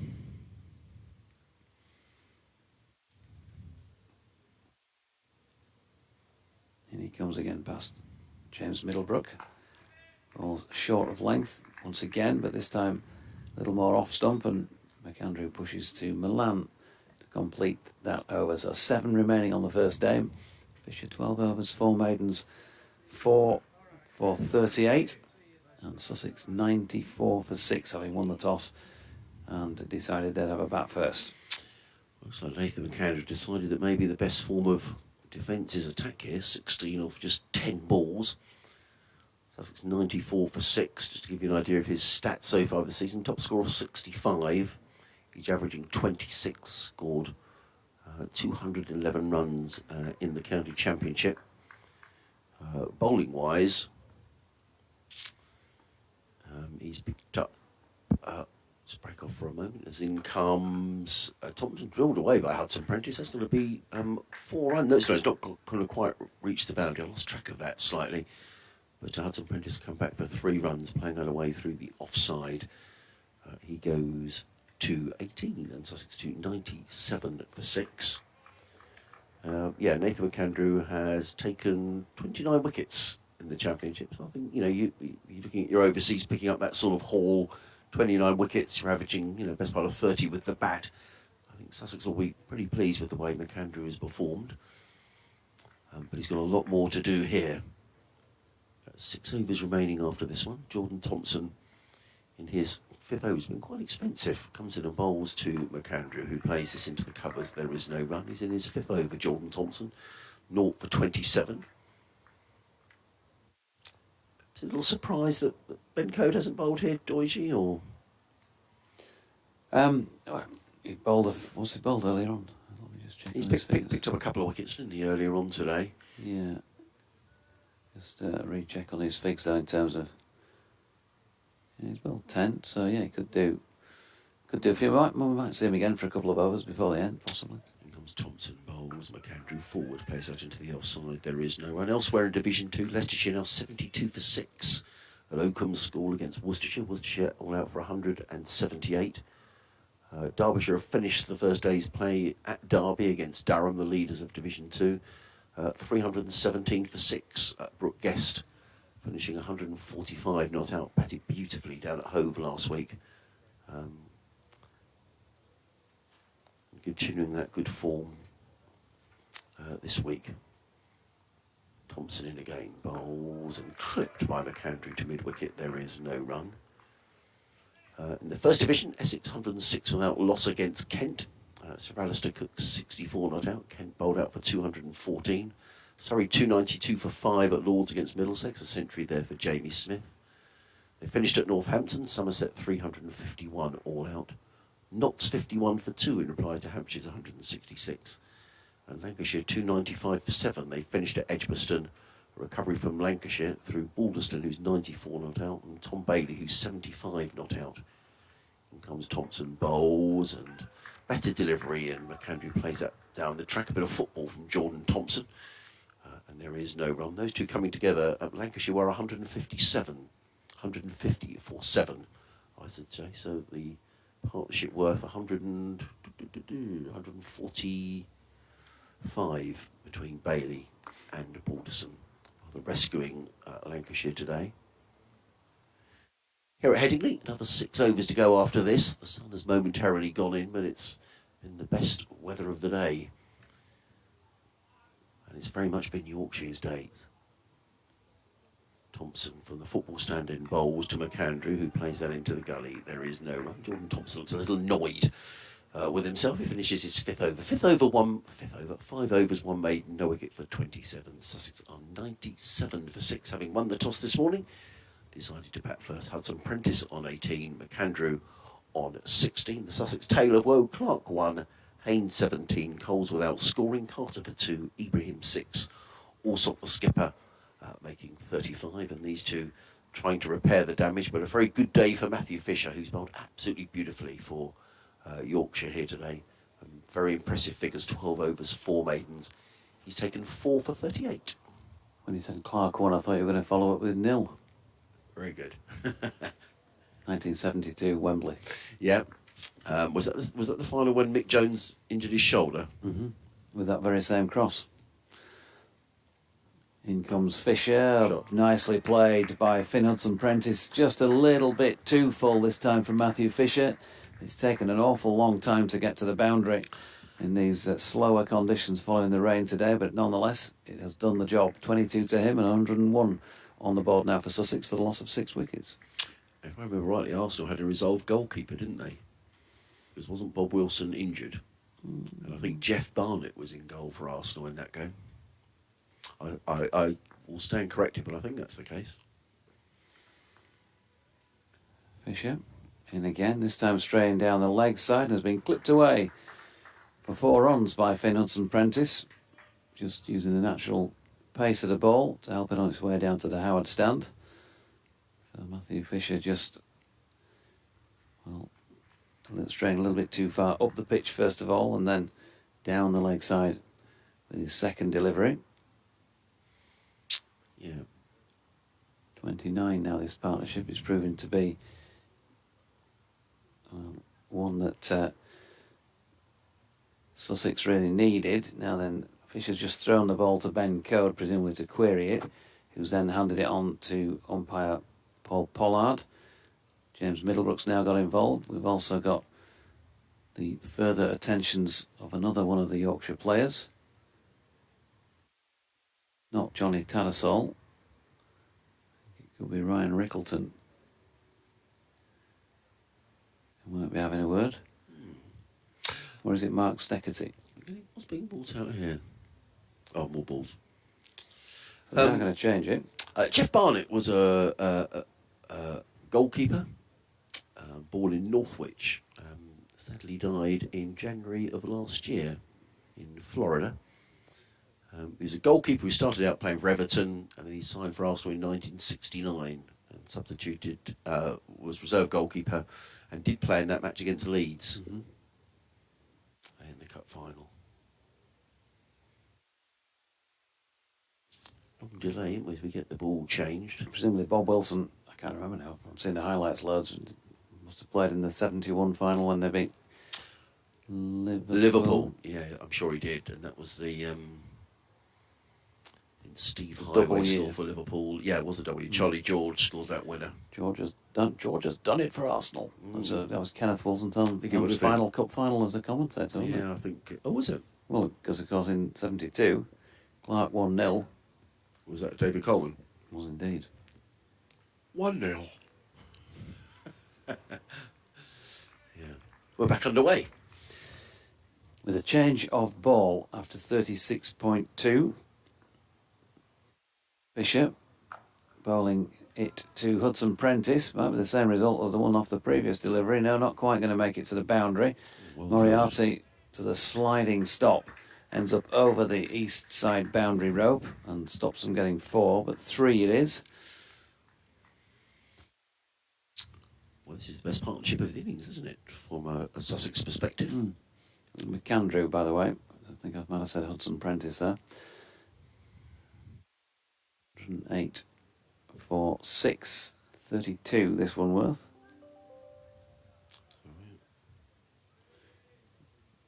I don't think Hamsey knows where the mute button is on his laptop. I've just found it now. Sorry about that. It's poor. McAndrew on 16. Fisher bowling to him, short of length, punched away off the back foot. Moriarty makes a meal of the fielding. There's a single there, wasn't there? Yeah, there should have been. Not the best from Moriarty, but he's got away with it. He's got a mucky stripe down the right quad from that slide, no doubt, just a moment or two ago.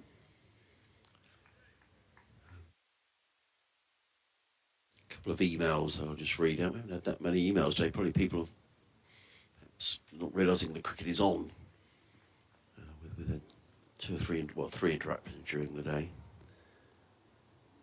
Fisher to McAndrew, short of length, hammered away off the back foot. Moriarty again misses out at point, and he's wringing his right hand as he runs towards the boundary to retrieve the ball from the ropes. There's an expensive over from Matthew Fisher, who's been, we've lavished praise on him for his bowling today, but he's been it for a straight 4 down the ground. He's been clipped off the hip or thereabouts down to fine leg for 4. He's been cut for 4, and he's also been cut for another 3. Yes. Just to say, they finished for the day at Old Trafford. Australia 299 for 8. Could be a good day tomorrow. I reckon. With I know you can't play cricket by the weather, but it does look not great for Saturday. I reckon England might go chasing the runs tomorrow, Doiji. You might be right. Fisher in again, up there and pushed this time to Milan. Matthew Fisher, there you go. There's that body language. He's absolutely livid with himself for that over. So he's kicked the ground in frustration. And this is what can happen when he's not getting the results that he wants. He's gone off to have a think about that. 13 overs, 4 maidens, 4 for 53. And Sussex, with 5 overs remaining on day 1, have got the run rate up above 3.03, which is that, I think, is up there probably for just about the first time today, or certainly for the first time in many, many overs. And they're 112 for 6, and there's a change with Steckerty coming back into the attack at the Howard stand end. Partnership of 36 between these two. Steckerty standing by Paul a pile of sawdust at the far end of the ground. 5 overs remaining. The green digital clock is shining quite brightly. The light is fine. We're going to be all right for the final 5 overs. Steckity has bowled 5 overs, 2 maidens, no wicket for 16. And Sussex showing some lower middle order fight here. Steckity makes his way in. 3 slips go down. He's in and bowls to Hudson Prentice, who's surprised by a bit of extra bounce. The ball, we have seen that on a couple of occasions, just a ball a little short of a length, is getting a bit of extra lift. And Hudson Prentice was clearly surprised by that, as was Tom Alsop a little earlier. That was when he was surprised by one being bowled from the Kirkstall lane end, a bit of extra bounce at the football stand end. So he was speculating, Doidge, the reason for Sussex batting might have been they felt that this pitch being a used pitch, that maybe it may deteriorate as the game goes on and you're better off with runs on the board, and who's to say they're wrong? Steckity in and bowls, and Hudson Prentice drives to short edge rubber slightly in the air, fielded in there by Milan, and there is no run. We speculated about Ben Code. I think he's going to bowl the next over from this end. Yeah, it might deteriorate, but you would still have wanted more than this. Oh, for sure, on the board. Absolutely, yeah. So they're going to, there's still a chance. Still a chance for the tail to wag, and if they get themselves to the end of today, if it's about more of a batting day, if it's more like this tomorrow, it will be easier out there. Yeah, I mean, Sussex well behind the game here, 112 for 6. Sun shining now across Headingley as Steckity in bowls, and he hits Hudson Prentice round about the thigh pad, and again a little bit of extra bounce. And Hudson Prentice surprised playing from the crease. There is no run. We've obviously not seen much barring the odd highlight from Old Trafford, but you'd probably have to be a little bit concerned that they've got 300 basically in that first innings, having stuck them in. Well, you wouldn't say that they've destroyed them, would you? No, not at all. I mean, England, as I say, you really can't play cricket by weather, but that must come into account when the forecast is as bad as it is. Steckity again bowls. Hudson Prentice turns onto the leg side. He was thinking about a single, but it wasn't there, followed by Milan. And there is no run. Yeah, I mean, if you thought England batted tomorrow and maybe, well, they've got to clear the 300 first of all, haven't they? I don't know, you might see a bold declaration and sticking Australia back in and seeing if they can bowl them out cheaply, but Australia's packing the side with batting, and let's be honest, it's not a bad bowling attack either, is it? Cummings, Stark, Hazelwood, Green and Marsh. It's not as if it's a weakened bowling attack. They just haven't got the spinner. Don't know how much Moen bowled today. Have a look in a moment. Steckity in bowls. Oh, and Hudson Prentice is very nearly bowled. That came into the right hand. We might see a replay of that in a moment. I've got the feeling it didn't miss the off stump by very much. I don't know if he got a bit of bat on that.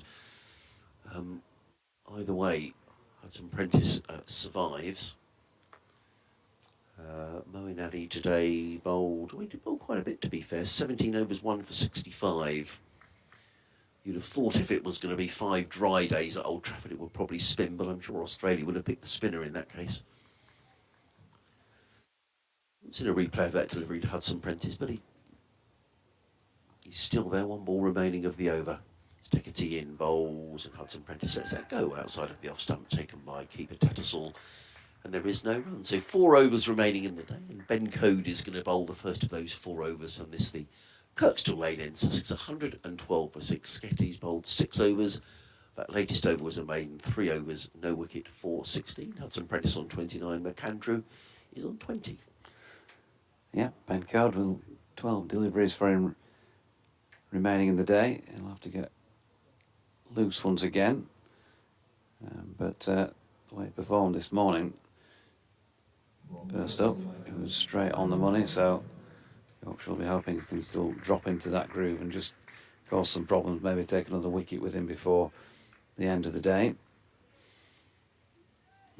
On reflection, if you're looking at England in those first 2 matches, and I know they're gone now, but still scratch your head at that declaration in the first test. Would those last 2 wickets have brought enough runs to see it through? And then just a little bit more sensible play in the second. They might have been good enough to win a couple of tests rather than lose a couple. First ball from Code, just pushed out into the offside there by McAndrew, who moves on to 21 with a single. The score to 113 for 6. Steve Rook's been in touch. He says, enjoying the commentary and the excellent live stream. So well done to the guys here at Headingley for the very good pictures today. Do you know if there's any chance of Jofra Archer playing for Sussex this season, says Steve. It was good to see him training on the outfield during the lunch break of the Worcestershire match. He was looking pretty fit, says Steve. Some Prentice on strike, Cody's in, draws him out of his crease, and then he leaves it. Yeah, the lads, some of the lads part of the stream team were the dream team, the stream team, in the corridor, playing a bit of corridor cricket again. Yeah, Jack and Wicket. Well, it's been a very good stream, Steve. I mean, as far as Jofra Archer's goes, he was warming up on the outfield last week. I saw him before the game against Worcester as well, running up and down. He did look very fit, but he wasn't bowling, or I didn't see him bowl at all during those fitness regimes. Yes, Code in on. Now they turned around the corner and fielded well with good reactions by Finlay Bean, who shaped to throw the stumps down, but Hudson Prentice kept his foot. Got back his foot back in the crease, not kept his foot in the crease. Finlay's shaping to throw a couple of times, but FHP manages to hold his balance sufficiently. I'm not sure either Jack or Wicket are going to be trouble in the first team selection for Yorkshire just yet, on the evidence of what I saw in the corridor, but you never know. Might get a game in the twos next time up. Cole's latest delivery pushed into the offside there by Hudson Prentice and Dan Moriarty doing the fielding. So to answer your question, Steve, I don't know about Jofra's fitness to bowl. I mean, it's a great shame, and it'd have been wonderful to have him roaring in the Ashes, bowling at 90 miles an hour. But at least he's out training and running, and I'd be surprised if Sussex see him. I'd have thought the objective is probably now the World Cup over in India in October. And let's hope we see him in that. Go just wide of off stump, and Hudson Prentice leaves. Yeah, I mean, a bit like the Mark Wood principle on those, slow pitches in India. Those are the sort of players who can make a difference with that sort of extreme pace. And he's bowled a lot in the IPL as Jofra. I mean, I guess there is a case for saying that maybe if they're looking for some match practice before the Ashes, but I think probably England before the World Cup. England have got some one days. There's one here, isn't there, against Ireland? I noticed towards the end of September. Here's Code again, and that was pushed past the stumps at the bowler's end. So one of Ben Code's two that he can bowl at the end of the day, safely negotiated. He's now bowled more overs than he's conceded runs. 11 overs bowled, 6 maidens, 2 for 10. Great day for him. Yes, indeed. Teddy's been in touch as well. This is much earlier on today. He said, watching the stream and listening to the commentary, I feel with the weather and a Yorkshire team on the up. We've yet to lose this season, and a draw will be a positive result this week, particularly with Shipley not being fit being a blow. Yeah, Henry Shipley missing out with a bad back. I certainly think from here, but you never know. Strange things can happen in cricket. Sussex undefeated this season in the Championship, but needing to back their way out of a bit of a hole here. In comes just breaking off for a minute. It's clubbed away by Nathan McAndrew down towards third man for 4 runs. Yeah, Steckety bowling. Just too wide, wasn't it? It was too wide, and Nathan McAndrew has got on the attack here. He goes to 25 of just 20 balls. And Sussex to 117 for 6. And having said after the resumption they had everything to lose, they came back out at 62 for 5. So actually the scoreboard has fair rattled along since the resumption. The important wicket of Tom Alsop picked up by Matthew Fisher. Scatterty wanders back to his mark. Still the 3. I'm struggling with his name, aren't I? Really struggling. Get some new dentist at a well-known high street chemist on the way out, if you like. I will, yeah. McAndrew waits. He's 25 not out. And this delivery just plays straight down the field, 2 mid-on, and there is no run. Oh, we do have a laugh going on, don't we? About something or other. We do. I shouldn't be laughing at your misfortune, really. No. It's obviously we did laugh at your misfortune at Hove in that famous dismissal of Ali Orr. Oh crumbs! Didn't I give Ali Orr? I gave him the big build up as to he was what a great season he was going to have, and with that he got out. Yeah. Well, you actually preceded, didn't you? So by saying, it's going to happen now. Yes, he's going to get out. He's gone. Yeah, he does. McAndrew plays the next delivery out into the covers, and there is no run. Glorious sunshine now across Headingley. Yeah, I did, absolutely. I did say that and regretted it ever since. Sussex missed alley all. You went viral for that, though, didn't you? You know, I think you it went did. viral. Yeah, I think not through my own doing. That's never a bad thing, really, is it? Well, I'm not too sure. I suppose the boss at the radio station would have been happy because Yeah, we've got a few hits on social media and all the rest of it. Yeah. There's now a deep mid-wicket been posted. As McAndrew flicks this one onto the onside, they've taken one. They'll think about two. So two, but is there a second in? They'll need to come back very quickly. They do come back quickly. It's good running by Nathan McAndrews, and there's going to be some overthrows as well because the ball hits the stumps at the far end of the ground. So after a little flick down to fine leg, McAndrew picks up 3 runs. He goes to 28, and the Sussex total to 120 for 6. Unfortunately, that throw hit the stumps at the non-striker's end and ran away for another single, which won't bother McAndrew. 25 off 23 balls for Nathan McAndrew. Sussex to 120 for 6. And this partnership is now worth 44 between these two. By far the highest partnership of the innings, as Hudson Prentice plays this to backward point, fielded there by Moriarty, who's on loan from Surrey, the left-arm spinner. Chance to bowl so far today, quite understandably. Adam Lyth going with the seam attack, and to good effect as well. crumb of comfort, I guess, for Sussex, or a little possible portent of things that might be to come. Worcestershire's last wicket pair hung around for 2 hours last week.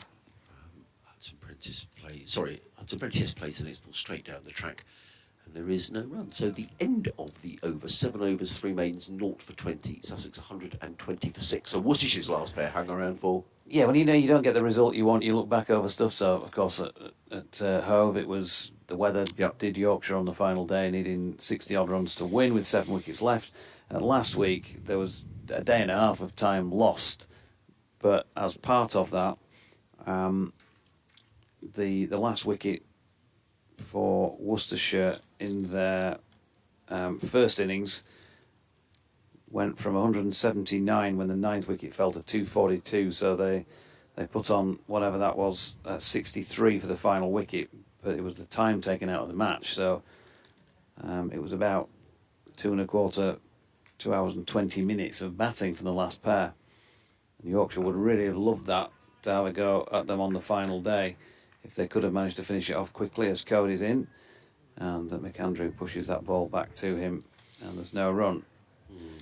But they asked Worcestershire to follow on because of distinct lack of time left in the match, and they sent the same pair back out as 1 and 2, with the skipper saying, Jake Libby saying, you've been out there all afternoon, you might as well go back out again and try and see it through until the end of the day, which they did, 22 without loss in the second innings. McAndrew leaving this latest code delivery. And although neither of them lasted particularly long the following day, and rain came and ruined that final day, just handshakes at 5 o'clock, only 2 down. 2.5 hours where they might have been asking a few questions, and who knows what they might have affected. Comes Code, it's wide off stump, and McAndrew punches up to mid-off where Milan fields. No run. Worcestershire involved in lots of wickets today. 18 wickets going down in the day. They're still playing at Oakham School. Worcestershire bowled out for 178. Leicestershire 87 for 8. Rehan Ahmed top scoring is 25 not out for Leicestershire. Sussex hung on, I should say, for 21 overs down in Cardiff a couple of weeks ago for a draw with Ollie Carter and Nathan McAndrew in that game. Cody in, that's a better delivery, probably his best one since he returned at this Kirkstall Lane end. McAndrew having a push at one. There was a stifled appeal from somebody, but nothing serious. 2 balls left for Ben Code, and just 8 balls left in the day's play. Yeah, they finished now at Leicester. Leicestershire 88 for 8 in reply to Worcestershire's 178, and Derbyshire 317 for 6 against Durham.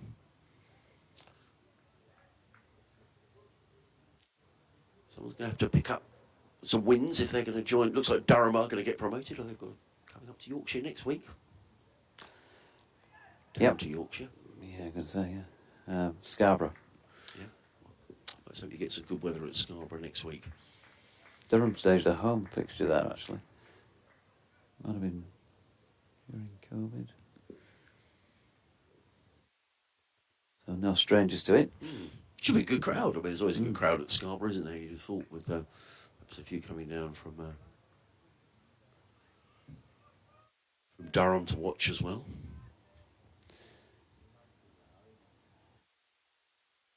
Candro on 25. Oh, good delivery to complete Ben Code's day with the ball on the rise as Hudson Prentice has a little... McAndrew has a little nibble at that. They're getting... Some days on the board, they take ages to go to the next delivery up. The last delivery up today, they're right on the money just as the ball passes the bat and they put the dot against the guy on the other end for the next over. It was McAndrew who played and missed and remains not out on 25. So 120 for 6. There are just 6 overs. I'm falling apart in the last hour. It's been a long day of watching rain. There are 6 balls left in the day, and they are going to be delivered by Daniel Moriarty, who is coming on for a token over of spin before the close. Yes. Excuse me, I'm going to just... Excuse me. Drink of water. So left arm spin from Moriarty. Code finishes with 12 overs, 7 maidens, 2 for 10 on the day. Yeah. Well, they got very well, the Yorkshire seamers. Just to stress, they were... Sussex did win the toss and did decide to bat. So final over the day. Dan Moriarty coming in from the football stand end. Bowls to Hudson Prentice, who defends out into the offside, and there is no run. I think Sussex will be very pleased at least to have got through this little spell without losing any further wickets. This partnership now worth 44 between this pair, by far the highest partnership of the match. Moriarty in again. Hudson Prentice eases this one into the covers, and there is no run. Very lively bit of fielding out there by Ryan Rickleton, who took a very good catch, brilliant catch actually at third slip to get rid of Tom Alsop. 4 overs remaining in the day, and the day finishing, as always seems on rain-affected day, in beautiful sunshine. As in comes Moriarty, played into the offside, no run. And this is the. I mean, I know that we're late into the evening, but there are a few spectators in the ground, and you just sometimes wonder, don't you, whether common sense should prevail. We could easily have another hour's play here tonight, to be honest. I mean, the light's brilliant now.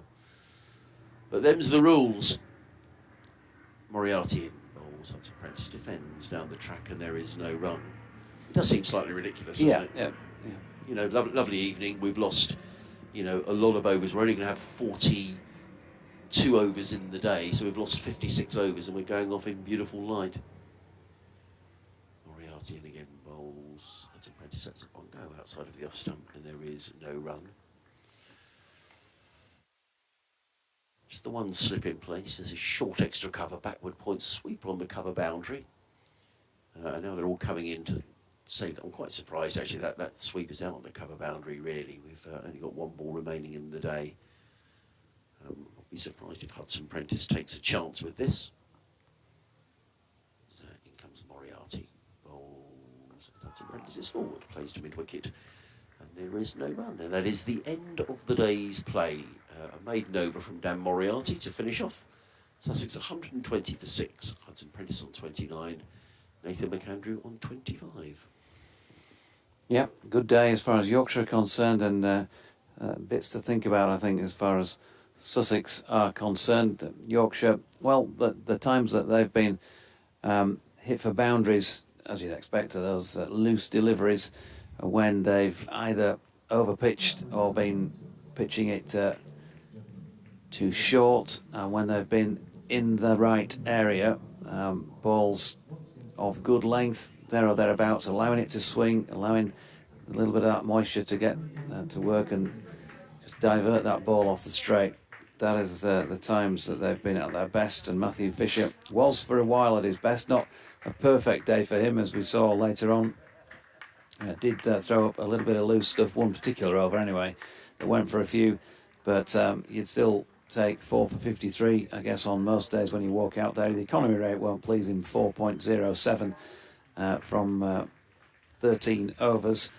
Ben Coder, 12 overs, 7 maidens, 2 for 10. His economy rate certainly will please him at 0.83. Steckerty, 7 overs for 20. George Hill, 4 overs for 7. Jordan Thompson, 5 overs for 27, was a little bit on the expensive side, and just that 1 over, which was a maiden from Moriarty at the end of the day. I think from Sussex's perspective, Hamzy, and you might say different, but it's not been like it's been a day full of terrible shots. The conditions batting-wise have been difficult. Yes, Tom Haynes' shot is one that you want to revisit and probably not play at all next time he was bowled that delivery, because he chased a fairly wide one from Matthew Fisher. But Tom Alsop, I suppose, pushed at one that maybe he could have left as well, you might say, if you had been hypercritical, but I think you'd probably be more likely to pat the Yorkshire bowlers on the back today and just said they've used the conditions really well. I would completely agree with you. I think it was a surprise. We've said it several times at the risk of sounding like a broken record that Sussex did elect to bat this morning. It was overcast. Rain was in the forecast as well, so I think it was always going to be a tricky day. But Sussex elected to bat first. There must have been a good reason behind that, and we'll find that out a little later, I'm sure. But I think you're right. I think you have to give a lot of credit to Yorkshire Bowl. Good lines, good lengths, particularly Matthew Fisher, who I thought was excellent. I would agree. I thought Tom Haynes' shot was a poor shot, particularly after he played 3 lovely shots as well. But other than that, I thought Tom Clark got a good one. James Coles, well, that happens, doesn't it? He bowled first up. Ollie Carter as well. Dan Meepham did look a little unsettled during his innings, but Sussex fighting back at the end. They need a lot more fight as well, but very much Yorkshire's day, and I think Sussex will be very disappointed with the way it's gone. Yep, it's been a long day with not a lot of cricket. 42 overs bowled out of the 96 that were scheduled to have been bowled, so we're going to be in for a long day tomorrow as they try and make up time. We'll hope for this weather that we've got at the end of day 1 throughout day 2. We'll be back, Adrian and myself, as well as Nasser Hanif, for more ball-by-ball coverage on the BBC Sport website and app, and of course on the Yorkshire County Cricket Club stream. So thanks for your company today, whichever way you've been joining us, and we'll see you back here tomorrow morning around about 5 minutes to 11.